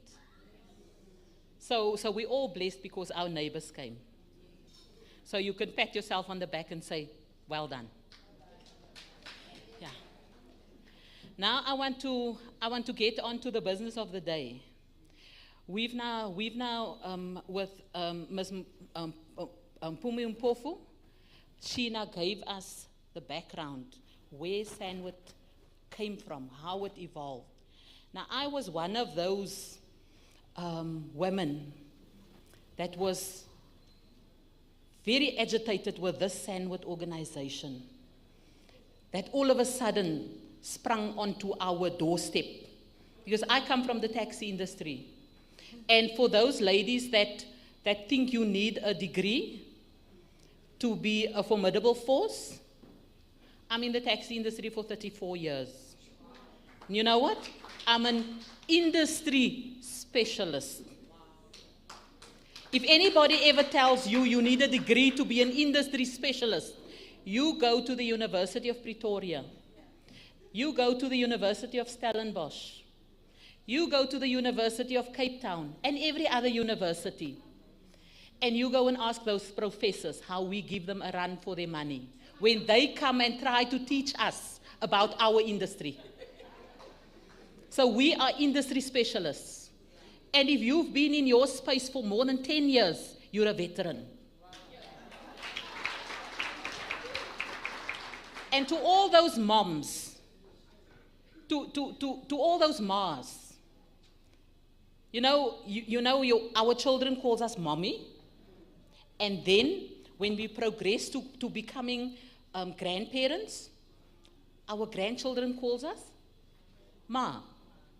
So when a professor asks me, so how many degrees have you got? I tell them I've got 2. My one MA is called Amelia, and the other one is Saida. And I come from the University of Life. So don't ever discredit yourself. If anybody ever tries to make you feel so small, you stand tall. You don't try and blend in. You don't try and fit in. Because if you're going to try and fit in, you will never stand out. So, with regards to the organization SANWIT, we've got a vision and we've got a mission. And somebody not so long ago, one of the politicians said to me, I never knew the difference between vision and mission until you made it very clear to me. If your vision can't become your mission, then you're on a journey to no return. So we need to ensure that vision of empowering women, that vision of emancipating women is realized. Because if you have not done that, you've done absolutely nothing for you, yourself, your fellow women, or your country. So let us all stand together and make sure that happens. And there are the challenge that SANWIT has is everything happens around us. And it's time that we start taking the stance. Nothing about us without us. And yesterday at 3 o'clock, I was still sitting in Cape Town because there were no flights to Gauteng from Cape Town. I said, there is no way a SANWIT event is going to happen without SANWIT leadership being there. You can ask the organizers. I sent them flight details. To show them that we are the industry specialists. We are women. When a son is asked, when I've got 7 potatoes and there's 12 children, teacher asks, so how many is each child gonna get? Johnny says, ma'am, my mom is a genius. She makes mashed potatoes. And everybody gets exactly the same portion. So that is the power we as women have. Don't ever let anybody tell you there is not a chair for you or a space for you at the boardroom. I love this, the CEO of ARIA. She said, when there is not a space for you at the boardroom, there must be a canteen. Go and get a chair there and make space for you. So that is exactly what we need to do. Now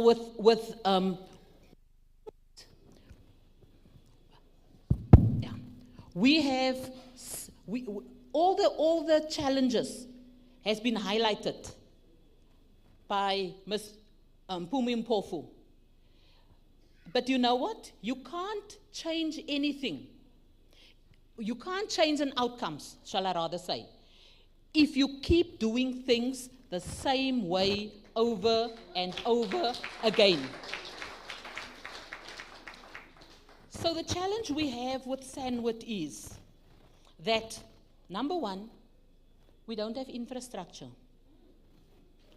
Ask anybody in the space, where is your SANWIT office? Can anybody tell me where the SANWIT office is? I also don't know, and I'm the chairperson. I heard that there's an office, but I've never seen that office. So now you ask yourself, how do you manage a national organization without a phone, without a laptop or a desktop? Yes, we are flown to events, and it costs government an arm and a leg, but when we leave from here, we still have to go and use our own resources. We're still operating from the boots of our cars, running an organization. And then we are still challenged with women formations that claim our space, and that the deputy minister was touching on women exploiting this space at the expense of the masses. If we can't move together, we don't move at all. If we take that stance, then this organization will move. So infrastructure, we need. When we leave from here, and we still don't have a place where people can contact and say, I want to become a SANWIT member, then the 17 years, the path that we've walked, we're going to walk another 17 years. So we've got to decide here today what the way forward is, and not what is dictated to us. Because, you know, when this event was organized, I heard that they are resuscitating SANWIT. SANWIT is not in incubation, neither is SANWIT in ICU. SANWIT just needs to be capacitated. And you know what? The potential is there. When preparation meets, when preparation meets opportunity, then what happens? What happens? Success. So, if we are not capacitated, all the opportunities can come our way. We're going to miss it. Because you know what? We're looking for that perfect package. It must be wrapped a certain way. If it comes in overalls and it looks like work, it's not for me. And that's how we miss our opportunities. So we need to change our strategy. And once our strategy has changed, everything else will fall into place. You can ask the deputy director in the BBE unit, the SANWIT unit, since last year, since February of this year, they've been waiting for a plan of action from SANWIT, EXCO. They're not going to get it, because you can't send a soldier to battle without a gun, without armor. You can't send a carpenter to go and work, and he doesn't have a hammer or a pencil or whatever is needed to get the job done. So if we as women can't stand out, not blend in, stand out. If we can't make women proud when we move into that space, stay at home. Don't bother getting up. So those are the challenges that we have. And I'm not only coming with problems, we have the solutions to all these problems. That is why I said, I've got that 150 page. If you want to know what it consists of, ensure that we get that next workshop where we're going to interrogate it. And then we move together, all of us. I want to encourage women that, one of the provinces had an AGM.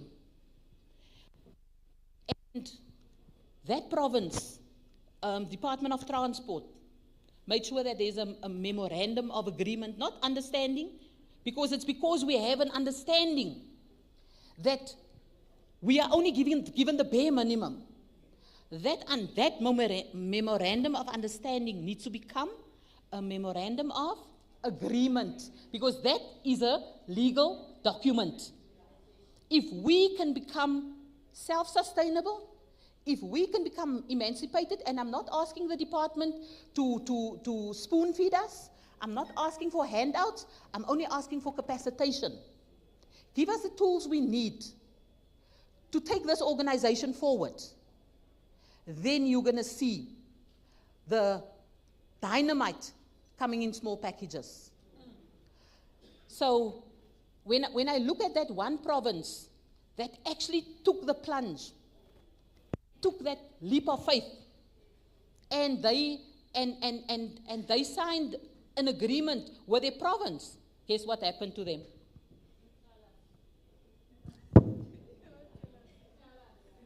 Guess what happened to them? They were suspended. They were suspended. I still don't know the process, because the last I checked, you first wrong before you can be disciplined. There's no disciplinary procedure, but they suspended. So I want to know that when we leave here today, there will be no talk of the Northern Cape being suspended. No talk of the Northern Cape being suspended. In conclusion, I want to motivate everybody here. If up to now you haven't been motivated, or you don't feel motivated, I want to say to you, you don't need to see the end of the staircase. Take that first step. I thank you.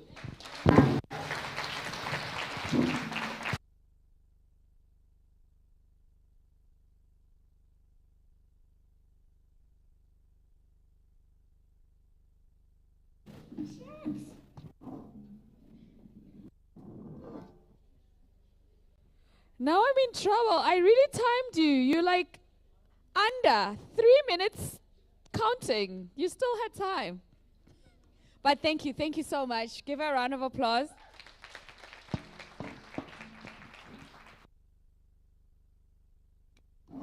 I think what's going to happen is that definitely that 150-page, you guys will have to find a way to interrogate it, discuss it, and get it to a few pages so you'll be able to move forward.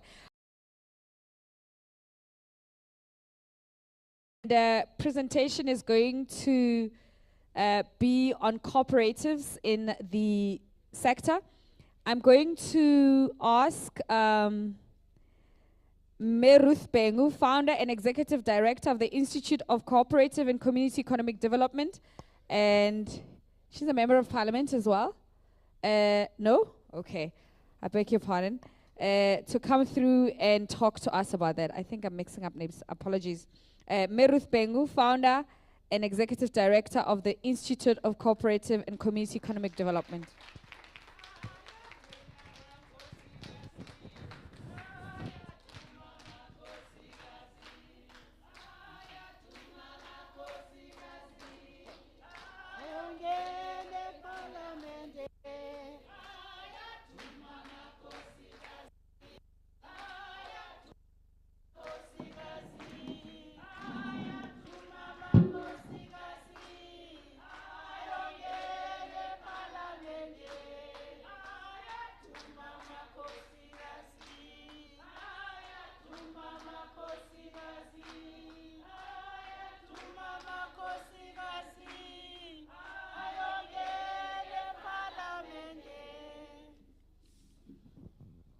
Thank you very much.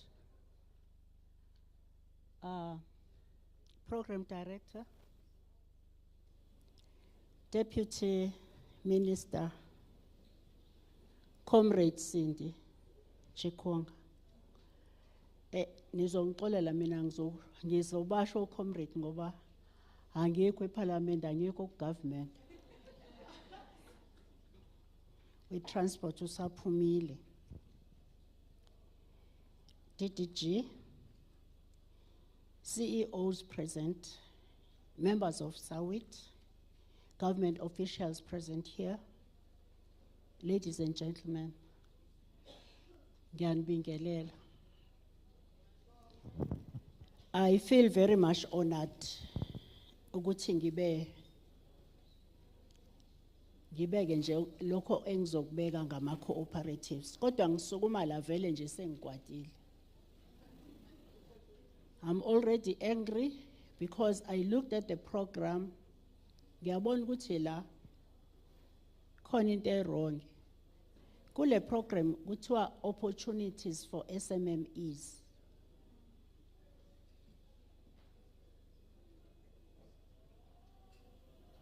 Kusho ukuthi leli vangeli lela alikangeni lama cooperatives.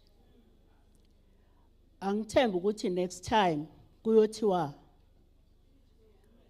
opportunities for cooperatives.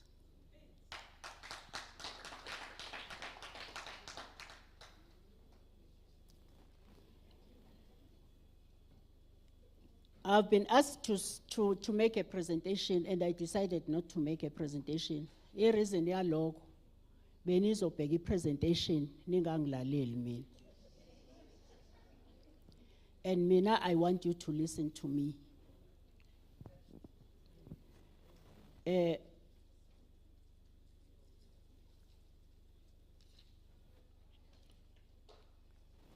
Okwenza ngizizwe ngijabule kakhulu ukuthi nginikezwe i-topic ethi angikhulume ngama cooperatives, especially how the concept of cooperatives works.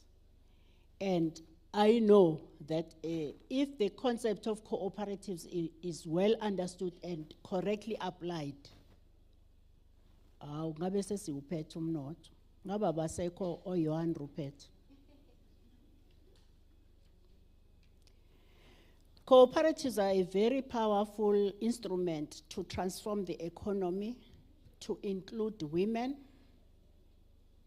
and underdeveloped communities. I am now the Executive Director here, Institute for Cooperatives and Community Economic Development. Institute for Cooperatives and Community Economic Development. Ngifuna ukuchaza ukuthi why kunjalo. It's because a cooperative is an instrument. It is not the end. It is the means to the end. The end is a community that is economically developed. This idea yokuthi kuze kube nale cooperative, nale institute that I founded started when I was a deputy mayor of Ugu District Municipality. Under Ugu, there were 6 local municipalities, and one of them was Hibiscus Coast at that time. It is now called Reinkonyene. Ibizwa ngo-Comrade Reinkonyene. Kuyasho ukuthi sekuphethe thina. So, in the media, every week, the media was talking about how bad the road is. I-event eyayihlale iba khona Ogwini yathutha yaya eCape Town ngenxa yokuthi ama-lorry awards because there were potholes. The mayor asked me, he looked at my CV and he saw good, I'm trained in community economic development and cooperatives. And then he asked me to come up with a plan. And the plan that I came up with was a plan that, firstly, I told him, good, if I develop a plan and a strategy, it will not be for Ugu, but it will be piloted in Ugu and then replicated throughout the country. What I then did was to write the cooperatives-based community economic development model.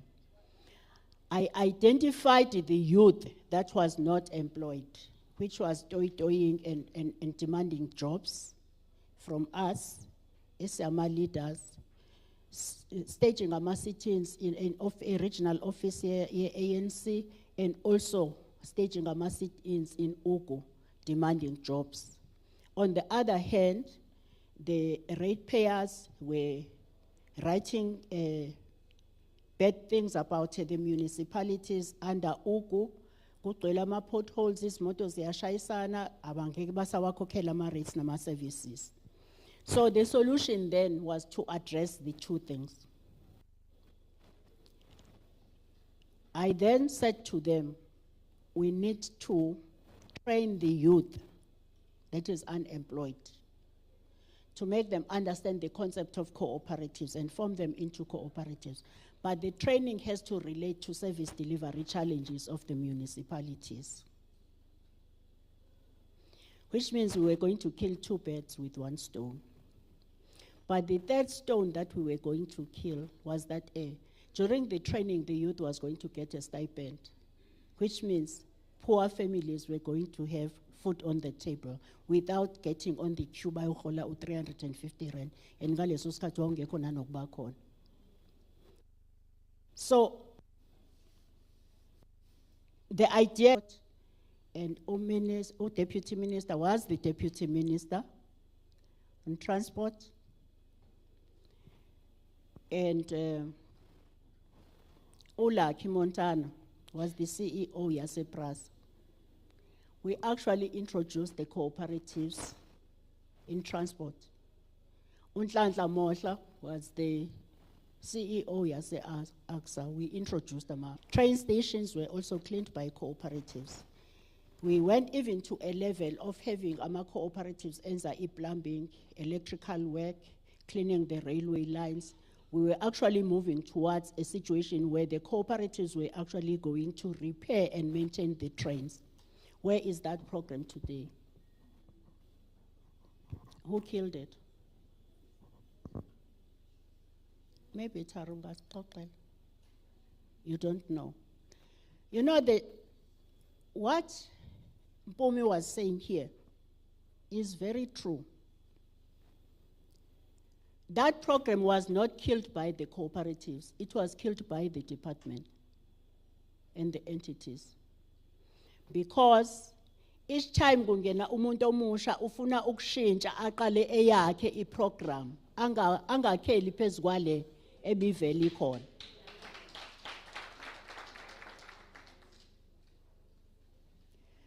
Today we have railway lines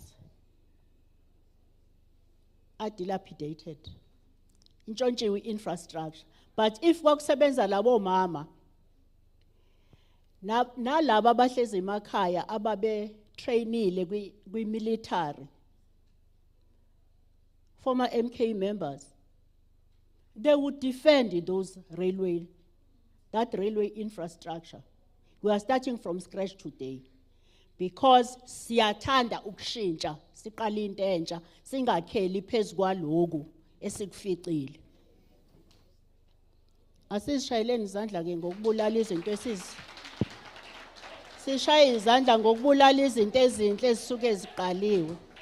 Uthi sigudi kuloko asishaye izandla ukuthi we are very good in killing.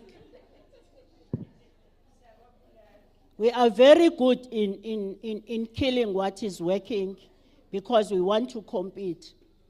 If uyi minister manje, you are not competing with the former minister because the former minister sayenza okunye phela.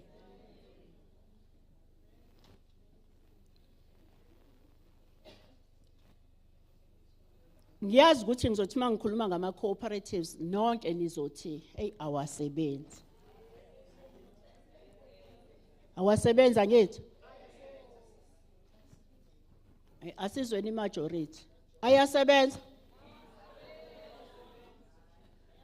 Majority ithi awasebenzi, and I agree with them because there is 88% failure rate of cooperatives. That was not done by me, it was done by the Department of Trade and Industry in 2009. In 2015, the Green Growth Fund did another study and they discovered that there is 92% failure rate of cooperatives in South Africa. Did you hear any noise? Ukhona umsindo nawuzwa? It's because it favors those who control the economy. When the cooperatives are not working, they will not make noise because they control the economy. But how much noise? Life esidimeni. Mkhulu angithi. If kufa 92% out of 100, kwakufanele ukuthi nje kuthiwe asiqaleni phansi, let us start from scratch. But not a single opposition party challenged that. Instead, babevele bathi nje, shh, bathi thulani. Why bethula? It's because it favors the capitalists. Yini socialism, umhlaba wonke ezandleni zaba, akunamuntu oyophatha umhlaba, yini socialism, wonke ezandleni zaba, akunamuntu oyophatha umhlaba ngaye, kodwa yesaba bamabhu onxiwa kofuna ukusetshenzelwa ngaba, kodwa yayaba aya bamabhujwa onxiwa kobefuna ukusetshenzelwa nga ializi umhlaba wonke ezandleni zaba, akunamuntu oyophatha umhlaba ngaye, yini socialism, umhlaba wonke ezandleni, akunamuntu oyophatha umhlaba ngaye, kodwa yayesaba abamabhujwa onxiwa kobefuna ukusetshenzelwa ngaba, kodwa yayesaba bo sabamabhujwa onxiwa kobefuna ukusetshenzelwa ngabantu.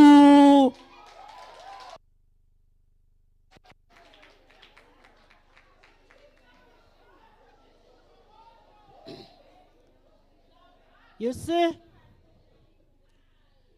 kuhle kabi ukuthi udetermine wena your destiny. Udecide wena futhi ukuthi ufuna ukuba yini. Ungavumeli umuntu ukuthi akudefine wena ukuthi you are a consumer of goods and services and provider of labor.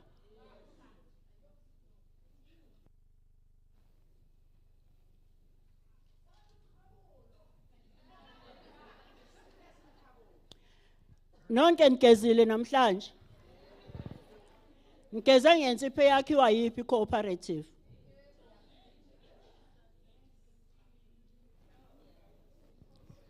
Nonke nawafaka ama pads, sanitary pads. Akhiwa abafana bakwa Johnson. The Johnsons. U James, Robert, no Edward. Babuka nje ukuthi by nature umuntu wesifazane uyamenstruator. And bona bazo provide what a woman needs every month uma menstruator. Noma sekuphethe ugovernment wethu kusathengwa ama sanitary pads akwa Johnson and Johnson. Shame on us.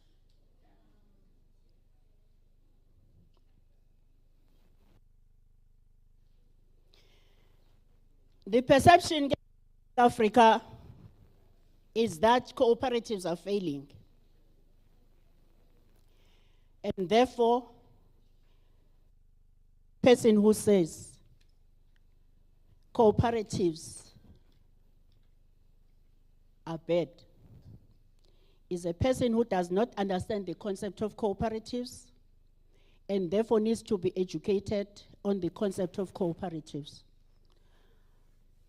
Avuliwe kamasango ku institution yami ngingamfundisa 2 days aphuma esazi. Cooperatives are a very powerful instrument used to transform 1, ownership of the 2, control, 3, the structure. Ownership ishintsha kanje. You start by being a member of a cooperative, and then you buy shares in that cooperative. You become the owner. Then masakuvulwa ama industries by the cooperative. You then work in those industries. So you are 3 in 1. Angisho ukuthi uthi ni uNkulunkulu ngithi you are 3 in 1 as a member of a cooperative.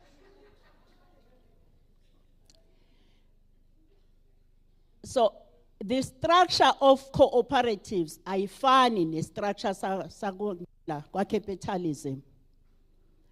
Kuqala i-primary cooperative, kuze secondary, kuze tertiary, bese kuza i-apex body. Members of a primary cooperative are individuals, but members of a secondary cooperative are primary cooperatives. And members of a tertiary cooperative are secondary cooperative. And the apex body is the federation in a country. So, as individual business people, nonke nihlezi la, in your businesses, you have 2 choices. 1, you can join nake i-primary cooperative as individuals. But because sengibuzile ngatshelwa ukuthi there are 3,000 businesses under SANWIT. Umthetho futhi usavuma ukuthi then iyajoyina manje iba kwi-cooperative. Why would that happen? There are common things that you would need. Firstly, it is to reduce the cost of doing business. Enye nje mina enganibonela yona mhlambe nina niyibona. If new 3,000 100 rands a month. Ababaleka banama calculator lapho. 3,100 rands a month towards the establishment of a cooperative bank.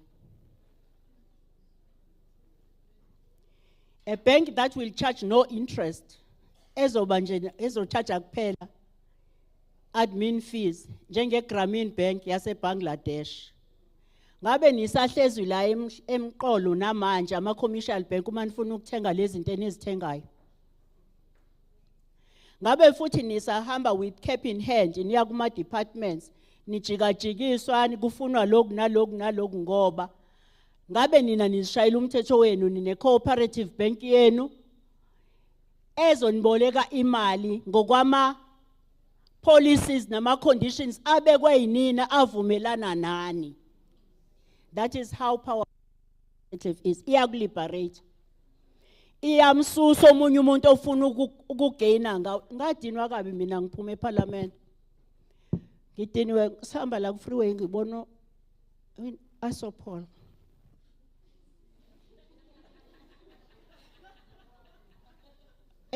Ngiyacabanga ngithi kwathiwa ngithathe kuphela 1/3 of my pension enye ngayisa lapha yaku Asopol. But if there was a cooperative bank ngabe ngahamba ngayoyifaka kwi cooperative fund management. Cooperative fund management because it's a financial. Bese ngiyakwazi ukuya koyiboleka ngenza ibhizinisi. But manje angikwazi uAsophola akangiboleki mina engathatha u4 million wami ngayokufaka kuyena. Unginikeza ama breadcrumbs njalo ngenyanga.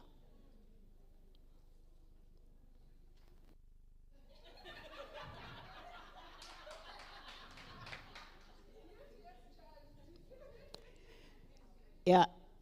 Ngiyathanda ke nje mina ukusebenzisa indlela yokuthi sike si engage kancane. Kungakhulumi mina ngedwa ngoba vele phela ngikwi training and facilitation business. Ake sithole la ukuthi kahle laba kade besibalela usave u100 ngenyanga ni u3000 kuba imalini ngenyanga eniyisave.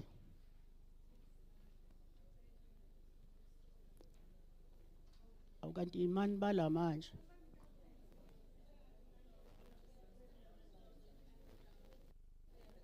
Malini? Niyazi ukuthi ithini act yokuvula i-cooperative bank ithini ivula amani namalini? Angakhuluma unomvula. Uma nibeka u300 njalo ngenyanga nilokhu nibolekana. After 2 years man apply li license kusuke kufanele nibe namalini 2 million kuphela 2 million kuphela kodwa ngeke ngabala mina ngabala nje abantu abanganakekile beCWP. I was with them yesterday ngabathi ama CWP ase KZN awu 45,000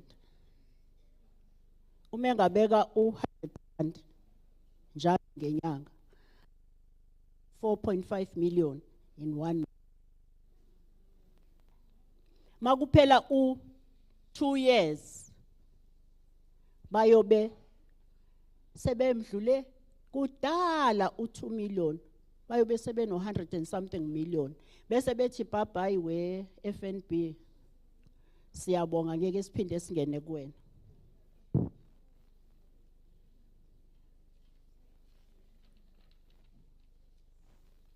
Ngilokhu ngibheka la iduze kwami ngifuna ukuba mude kakhulu.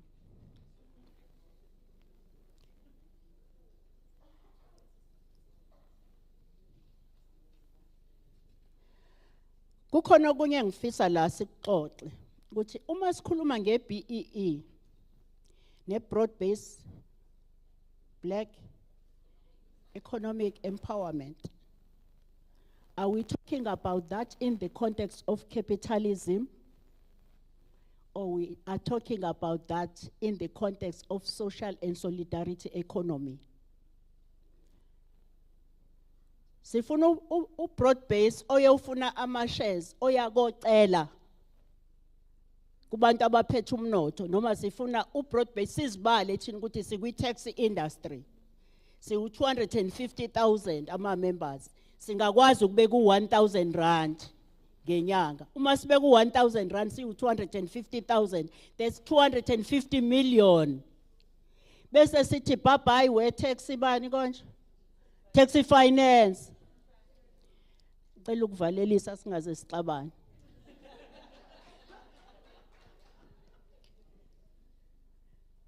Lento angeke izishintshe kahle uma sisalidwa abesilisa.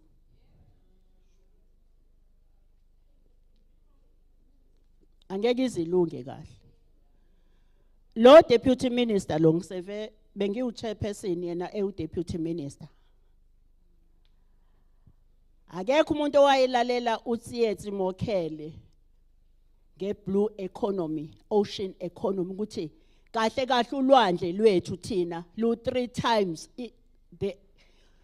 times more the size of the dry land.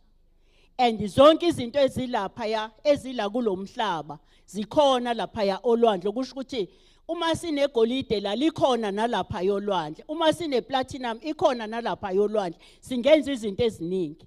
Uma ungakwazi ke ukubona lokho, umuntu wesilisa ngeke akubona. Abantu besilisa babona into esihamba la ngaphezulu, abayibona into esasitheke ngaphansi ngoba bayazi nengane ukuthi injani uma igqunquza la kuthina ngaphakathi. Bayibona umisizelo. Mina ke ngizokusho, mina angisabuyele eParliament. Umsebenzi wami ukufundisa, ngikhethe uknowledge kulama pillars awu4 okumisa ama cooperatives. Ngikhethe uknowledge because knowledge is power. The second one is money. Collectively save so that you can make money. Buyiselani abantu besifazane eParliament bahole phambili ukuze nina nilungelo izinto zenu. Comrade Cindy, I've known you for a very long time. The passion that you have ngabantu besifazane is amazing. Ngiyafisa nje ukuthi siyabantu besifazane singabi nemihlangano enjengale kanye ngonyaka. Mhlambe siyenze kaningi futhi siphakelane. It's also rare for ukuthi umuntu yena osasele ngaphakathi akubize wena osungaphandle athi woza nayi platform uzokhuluma ulekelele la sihamba khona. Nanka ama cooperatives are sustainable in South Africa. KWV sustainable, uABSA sustainable, uNDC waqala eUclover, uSeUclover namhlanje kodwa waqalwa ama-farmers aseMoyi River kwaZulu Natal. uAvbob sustainable, uNetbank sustainable, uFolkas wameja noNetbank, uSambo naye wameja. That means ukuthi ama cooperatives are sustainable in South Africa, i-mindset kuphela. Nanokuthi uma uzohamba wena uyofunda kumuntu ongazi angeke vele wazi.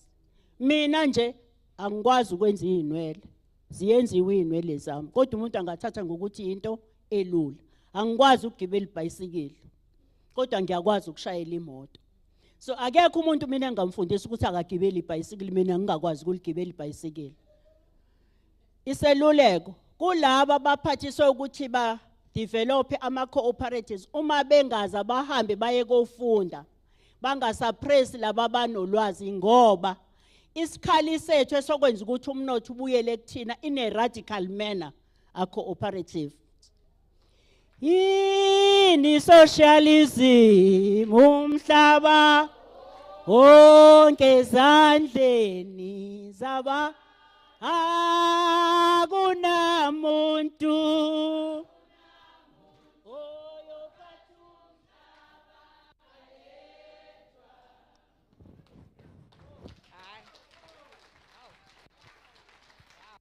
Wow. Wow. Siyabonga ma. Mshayeleni izandla.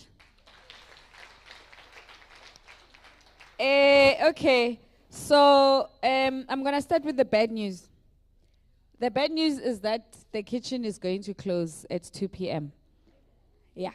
So, we have to go to lunch. That's the bad news. And that's double added pressure for the next speakers. And the unfortunate part is that we're supposed to be given an opportunity to ask questions. And I know that some of my speakers might leave during lunch, those who've already spoken. So I'm in a predicament that I can get the two speakers to chop fast, to presentation. Try and squeeze some questions. Or maybe in the meantime, if you have any questions, please write them on those notes, forward them to me, so that I can gauge if we have questions that they need to answer before they leave. Is that okay? Yeah, and I'm taking that liberty as executive producer here now. No one gave me permission to do that. So I'm just doing that. That if you have any questions for the people who've spoken, please jot them down quickly to get the questions to them and see if we can get answers. We need to be getting out of here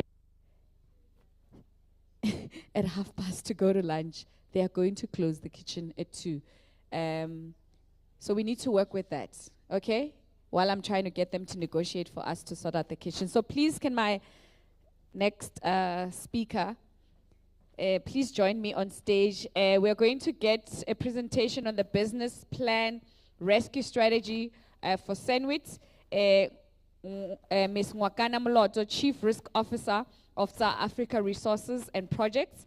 And then back to back, I'm going to ask Ms. Nomvula, Makgotlo, Department of Small Business Development, to do their presentation on opportunities. So those are the two people that can come through and present. And then I'll see if we can find another solution, Is that okay? Okay, cool. All right, here we go.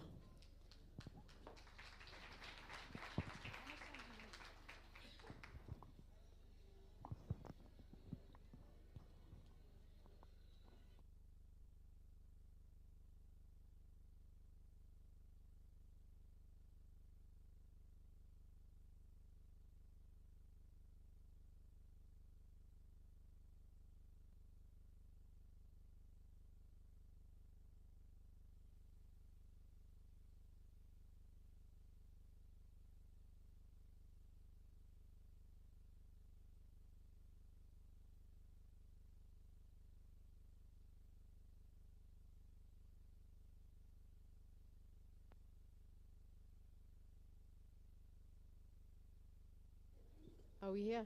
Yeah. Okay. Dumelang bagolo. Wow, that doesn't sound inspiring. I know the previous speaker was like on fire.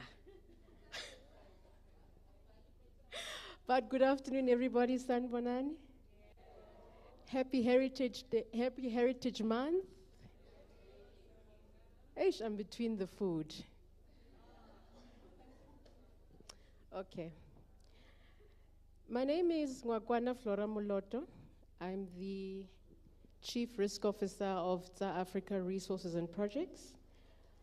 We're a risk assurance and project specialist firm. Our mandate is Pan-African, and we are absolutely unapologetic about that. We believe that Africa and her resources need to be in the hands of Africa's people. So maybe if I may ask permission, I was called here to discuss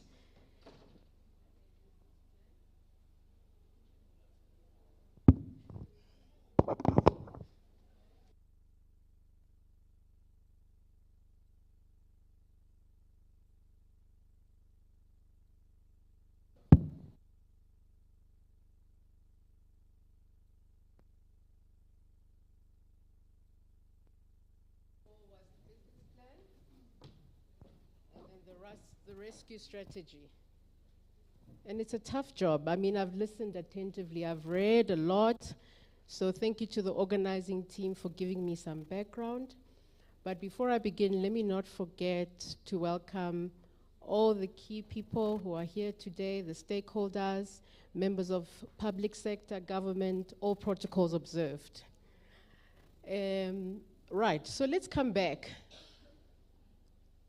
So I had a challenge because I wasn't there in the former days or years of SANWIT.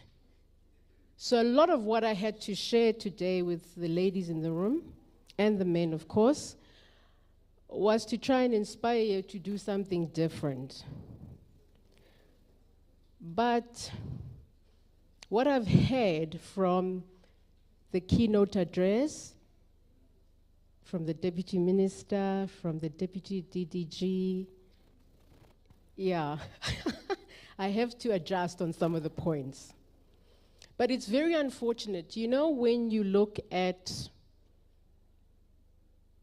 re-energizing something that's had a multi-year life cycle, we do a disservice when we chop it.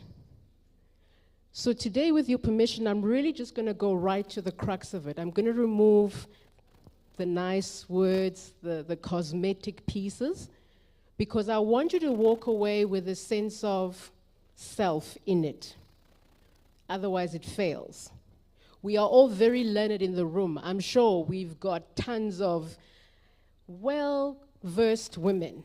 I mean, PhDs and beyond, cum laude, summa cum laude, I'm sure. We've got master's people on. Definitely, I'm with you. We also have wisdom of the times. Let's not discount that, right? And then we also have a challenge as a country to look ourselves in the mirror and say, what have I contributed to our status today? There is no one on each table that can walk away saying, it wasn't me, I didn't know about it, I've done my part, now I'm going to fold my hands and then somebody will do something and call me and invite me. We just have to get to that point. So I'm going to get a bit raw with it. And with the team at the back, maybe let's just skip. Please go to slide in the interest of time. And focus purely on SANWIT slides. Can we go to slide 10, please? So the previous slides was just a background around what I do in my day-to-day briefly, so you can a little bit value what I say or challenge it fairly, which is okay. So this slide really says, how do we get the theme right? And this is a brilliant theme. We leave no one behind, _leave. It's an action word. Don't leave anyone behind. Correct? Don't make them wait, don't make them linger, just don't leave them. Pretty straightforward. Empower, mentor, we've covered that. Capacitate, we've covered that. Now the point is, how do we grow together? That's tough. Because we've got alpha female tendencies. You know, quite often when we want to drive something, there's always the alpha female or females. And those are the ones that say, you know, this is like how it is, this is the vision, and it's all good. And then we get the people that activate that. And then at some point, we hope and pray that there was a good connect, and then we see a result. Some people say, no, we fundamentally have to relook at this whole agenda. And some people are like, can somebody give me a task so that I can do it successfully? And then we're good. So I'm speaking to all the different role players, and I'm not discriminating on anyone, but I just wanted to highlight what is key here. Lessons learned. I'm not sure if we all know what the lessons that have been learned, and not to repeat them. So I'm not going to revisit that. We've covered that. But who are the enablers for this? Department of Transport, forgive me, I think this is the wrong version, but Department of Transport, from which we will not depart, ever. And then there's SANWIT. I want to give an analogy that we can take away, and maybe in your forums, or we can engage further, DM or members of your broader stakeholder group. If you look at the internet, we're all familiar with the internet, correct? Yes, no? Thank you. Signs of life, good. The internet is a series of computers and wires and servers and screens and satellite dishes. That's the internet. It was created by the American military so they could spy during the Cold War. But today it's commercial. If you're not on the internet, we consider you problematic in the bigger scheme, because WhatsApp works off it, email works off it. So think of SANWIT like that. If SANWIT was a series of computers, people, processes, tools, would it work today? In all honesty. Do you think it works? Are there people still left behind? Do we know how to get them and bring them on board? Without the minister or anybody or DM or anybody, even in the MEC's office, issuing a decree, would you be able to know today, like now, who is mission critical to your cause? Okay, the silence means maybe we're not there yet. So we need to address it. So today's not about bashing. When you're a risk person, you're always the most unpopular in the room. Because when everybody calms down, you go, and the point is, Rome wasn't built in a day. So who is going to start digging the roads? And your point is, I know you're excited, there's a conference, but you've got to earn the license to go. So tell us what you've achieved. Because you represent our interests, right? So, my take on SANWIT from a risk lens perspective, and it's a pity because you're not going to see all the thinking that my team and I have gone through, the analytics, purely from what the written documents have said, purely from what we've seen online, purely from interviews from the different people within the industry. We would say we're in an unhealthy and a very unsafe state of affairs. That's the risk opinion, not the I work in the infrastructure opinion, because it will be different. You know, you can launch a new airport and we celebrate that. Yes, we need that. But from a risk perspective, we're saying we're in very unsafe waters as women in this space. Believe you me. That's like jumping out of a plane and you haven't checked that your parachute works. That's what we're playing with. Deeply unstable. What you might hear on this sector might not resonate with that sector. Exercise, my team and I, we did desktop research. I asked them, go on every website with the different transport modes and tell me what are the common points and what's different, what makes each one unique. All the websites are different. They speak different things. They mention the mission differently. They have different logos of identity, like the National Development Plan exists in some websites, others it doesn't. Some mention SANWIT, some just put a logo. We haven't educated the broader public. They can't find an identity. Therefore, you are in unstable waters. And when you're in unstable waters, people find out they do other things. They set up different nodes of conversations, and 1 minute they're launching there, and you're like, but it's not even Transport Month. And you're like, oh, well, it's Women's Month. We're doing it. Do you see? So in our line of business, I would fail if I didn't share this with you. We need to do something very, very different. Because you cease to be relevant. And when you're irrelevant, you go dormant. Literally. It doesn't matter how many communications you send, it doesn't work. I'm not going to touch on the enablers. We've spoken around incubators, that's covered by previous speakers, that's excellent. Transport associations, not going to cover that, we've referred to it. Let's then go to the next slide, which I like. So, this slide was going to be the lead into, let's say, the business plan, which we can circulate later, because this exists in Word format as well. We need to have a risk assurance view on how we do things. If there's anything that's missing that I didn't hear anyone mention before, and I don't think I failed to listen well today, but in most documents, I'm not hearing the word risk management, risk assessment.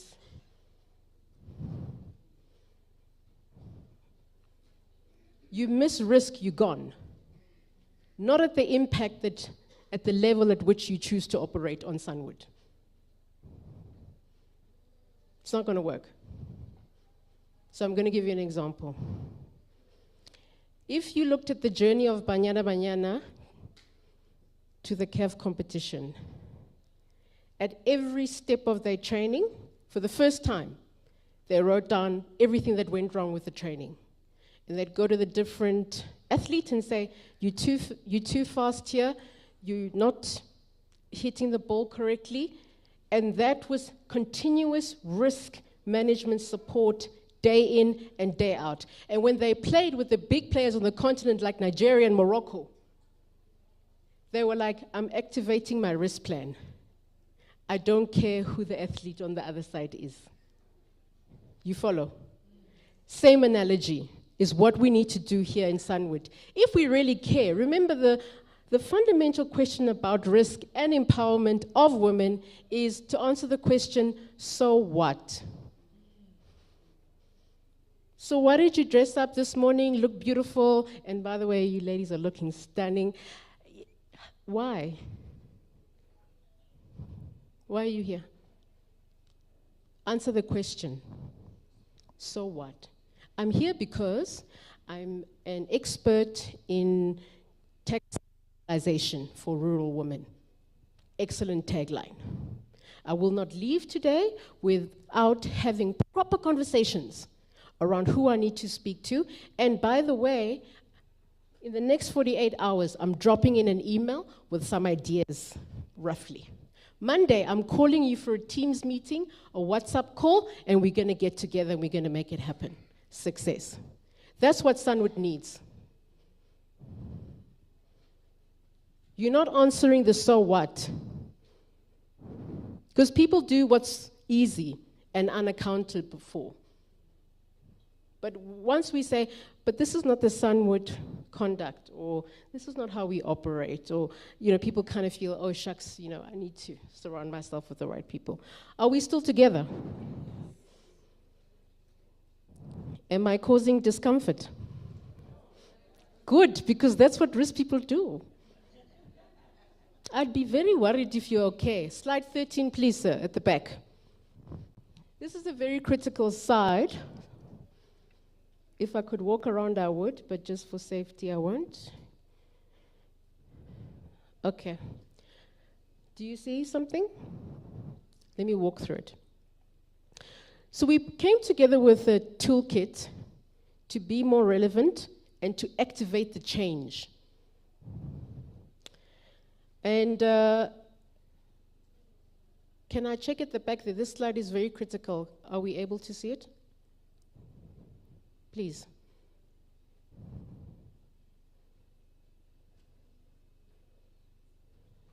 Okay. Communication is not my friend today. So what you'll see, think about it, visualize it, is you would see 3 layers of an onion. In the middle, the core, is the transport ecosystem. The ecosystem exists whether SANWIT exists or not. You follow? Like literally, I have to move from point A to point B. I've got to take the children to school. So whether SANWIT exists or not, I still need to do that. So that's the ecosystem. And what sits in there? It's the people and the infrastructure we choose to have around us. So the people that work, genuine. And the people that just maybe don't want to. Are you wise and brave enough as leadership, wherever you sit, provincially, nationally, to make the rational, risk-driven decision that we cannot fail and we cannot drop the ball? Because that's risk decision-making. But if you battle with that, you know what's going to happen. We're having another high tea session, and we will see each other again, and we'll hug and kiss and do another selfie. And life continues, right? Okay. Then we've got data and risk in the ecosystem. I heard about databases. That's last century talk. Today, it's your data footprint. It means it's not only about your name, your surname, your ID number, your physical address, your postal address, because that's a nightmare to keep up to date if you look at membership. If you don't log on to our systems and do a self-online register, we don't know about you. You must want to connect to SANWIT, not SANWIT running after you. And then when we say, so what is the population impact of our decisions? We don't know, because there's 2 people in Gauteng, there's 500 in the Eastern Cape, there's 20,000 in the Northwest, and somebody's like, You follow. Follow the data. We're in the information age. In fact, we're leaving the information age. We're moving into artificial intelligence and robotics. If you are still in the information age, the wave is going to pass you very quickly. And that's one of the things I've picked up. SANWIT has got to be digitally friendly. We don't have to plow in capital, risk, or money to these long zeros. It's not true. A very well-established WhatsApp group with a business account will work wonders. Doesn't have to be the website. You don't need that. So speak to your IT people. I'm sure they can assist. The next layer is the Department of Transport. And if you see the picture, you'd see it's got a boardroom table. That's where the decisions are being made. That's the decision to say, what is going to derail me? In project management, they call it the critical path, if any of you have touched that knowledge base. The critical path says, you tell the sponsor, if I miss one milestone on this plan, the whole thing has to be re-looked at baseline. That's the discipline we need to instill. But what sits in there? Let's understand the vision of the Department of Transport. Let's activate the objectives in real value terms. And let's look at the projects and the risk underneath them. Remember, risk is to protect your delivery. Like a mother carrying a child for 9 months. Risk says, am I eating correctly? Is my diet okay? All of these things. And then lastly, the last point, unfortunately because of time. SANWIT, what do we have to do different? My suggestion. Because I've done this before the fact of the speakers today. Let me give a break to leadership. They always take it tough. Let's look at the women. Do you know the type of women you believe SANWIT needs to be there for? Because different strokes for different folks. You follow? Another man's meat is another man's poison. So if somebody's interested in cloud computing, they're not going to help you in SANWIT. So if you know the type of woman you want to draw in and entice and attract, do you have a sense of that criteria? We'll refer to it as data points. Then, where are the women, actually?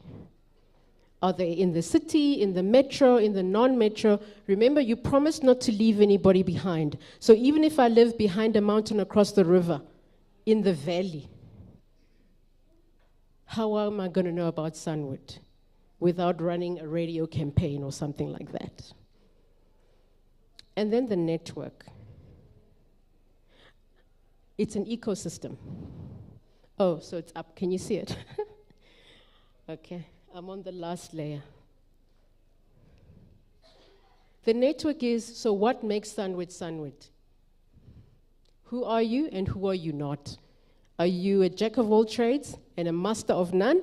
Or you fundamentally want to get the modes of transport working together as a collective, well integrated like a well-oiled machine? What's the dream? Build it. It's your whiteboard and you can visualize it. But if you don't visualize it, you'll just take what's there. You get it? I don't know about any of you, I always argue with the Uber driver about the cost. And I say, but it said so much before you fetched me. Now there's an extra 3 rand from where? And he'd say, no, sis, it's just, the robot, we stopped, and then I said, this is not how your company operates, because you're now like the maxi taxi people. And then he's just trying to make a living, and then I feel bad, and then I pay the $3. But as a risk person, what do?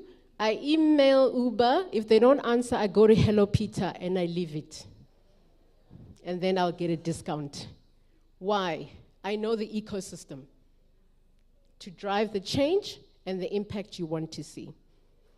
And then lastly, the leadership. I want to focus on the mobilization.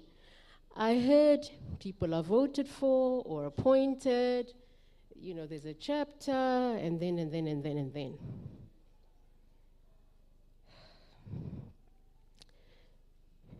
Nothing works without the proper leadership, I guarantee you. You know mothers that used to huddle their children, like my mother, and switch off the TV and say, homework time. Whether you finished yours at school or leadership. She was saying, I control this environment. It's called study time. You need people that will say, there's 10 projects we have to deliver this year. We haven't even had our first meeting on the second project. Ladies, what is going on? Not we'll wait till the end of the year, then you want to celebrate. I'm going to pause there. You've only seen a third of what I had for you today, unfortunately. But I think the point has landed. Yes, no? Okay, this room seems more energized. I don't know about this side. Is it generational? X's, Y's? Winter children, spring children, summer children? I'm a spring child. I'm very happy it's spring. So I'm going to pause there with your permission. I almost said, you know, Ceci, Penny, and then I realized you're going to... out of risk. My mother will beat me if I called you by the first name. But let me pause there. It's most unfortunate because if you saw the rescue plan, I think you'd be excited and take off your shoes and get ready to run. But it doesn't matter. We'll share the info. So thank you very much for your time. I know it wasn't an easy conversation. I hope I've provoked you. You mustn't sleep well tonight. Tonight, if you sleep well, I haven't done my job. You must be like, oh my, SANWIT, oh my goodness, let me check my cell phone. Who needs to be added on this group? So if I haven't provoked you, I have not succeeded. I'll try provoking you wherever I can. But before Penny provokes me, let me leave the stage. Thank you, everyone, for your time.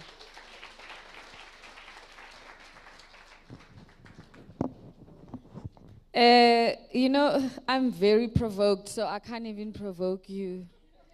And it's not me, it's the kitchen, it's the DDG. So, open doors, ladies and gentlemen, we have to go eat. Yeah, so I wish it was me. I would say the food can wait, but it can't. So, I've been asked to ask you to nicely move slowly, orderly, fashionably, ladylike, out of the room with grace to the lunch section. So I'm going to ask the DM and the table first to start walking out, followed by these two tables, 1, 2, 3, and you can all walk out. As I've pointed, they will lead you where you should go to go have lunch. I don't even know if there's timelines that side, but that's what's going to determine when we come back. I'm waiting for those questions. Please, can I get volunteers from the tables if there's questions to come? So when we come back, we'll start with those questions and panel, and then we clap this thing. Before you know it, we are on it to win it. Okay. I think this table can also go over here. Thank you. I've got the questions as it moves. I think. All right. Yes, you can. That table. Over there, ladies, please. Let's go. Eh.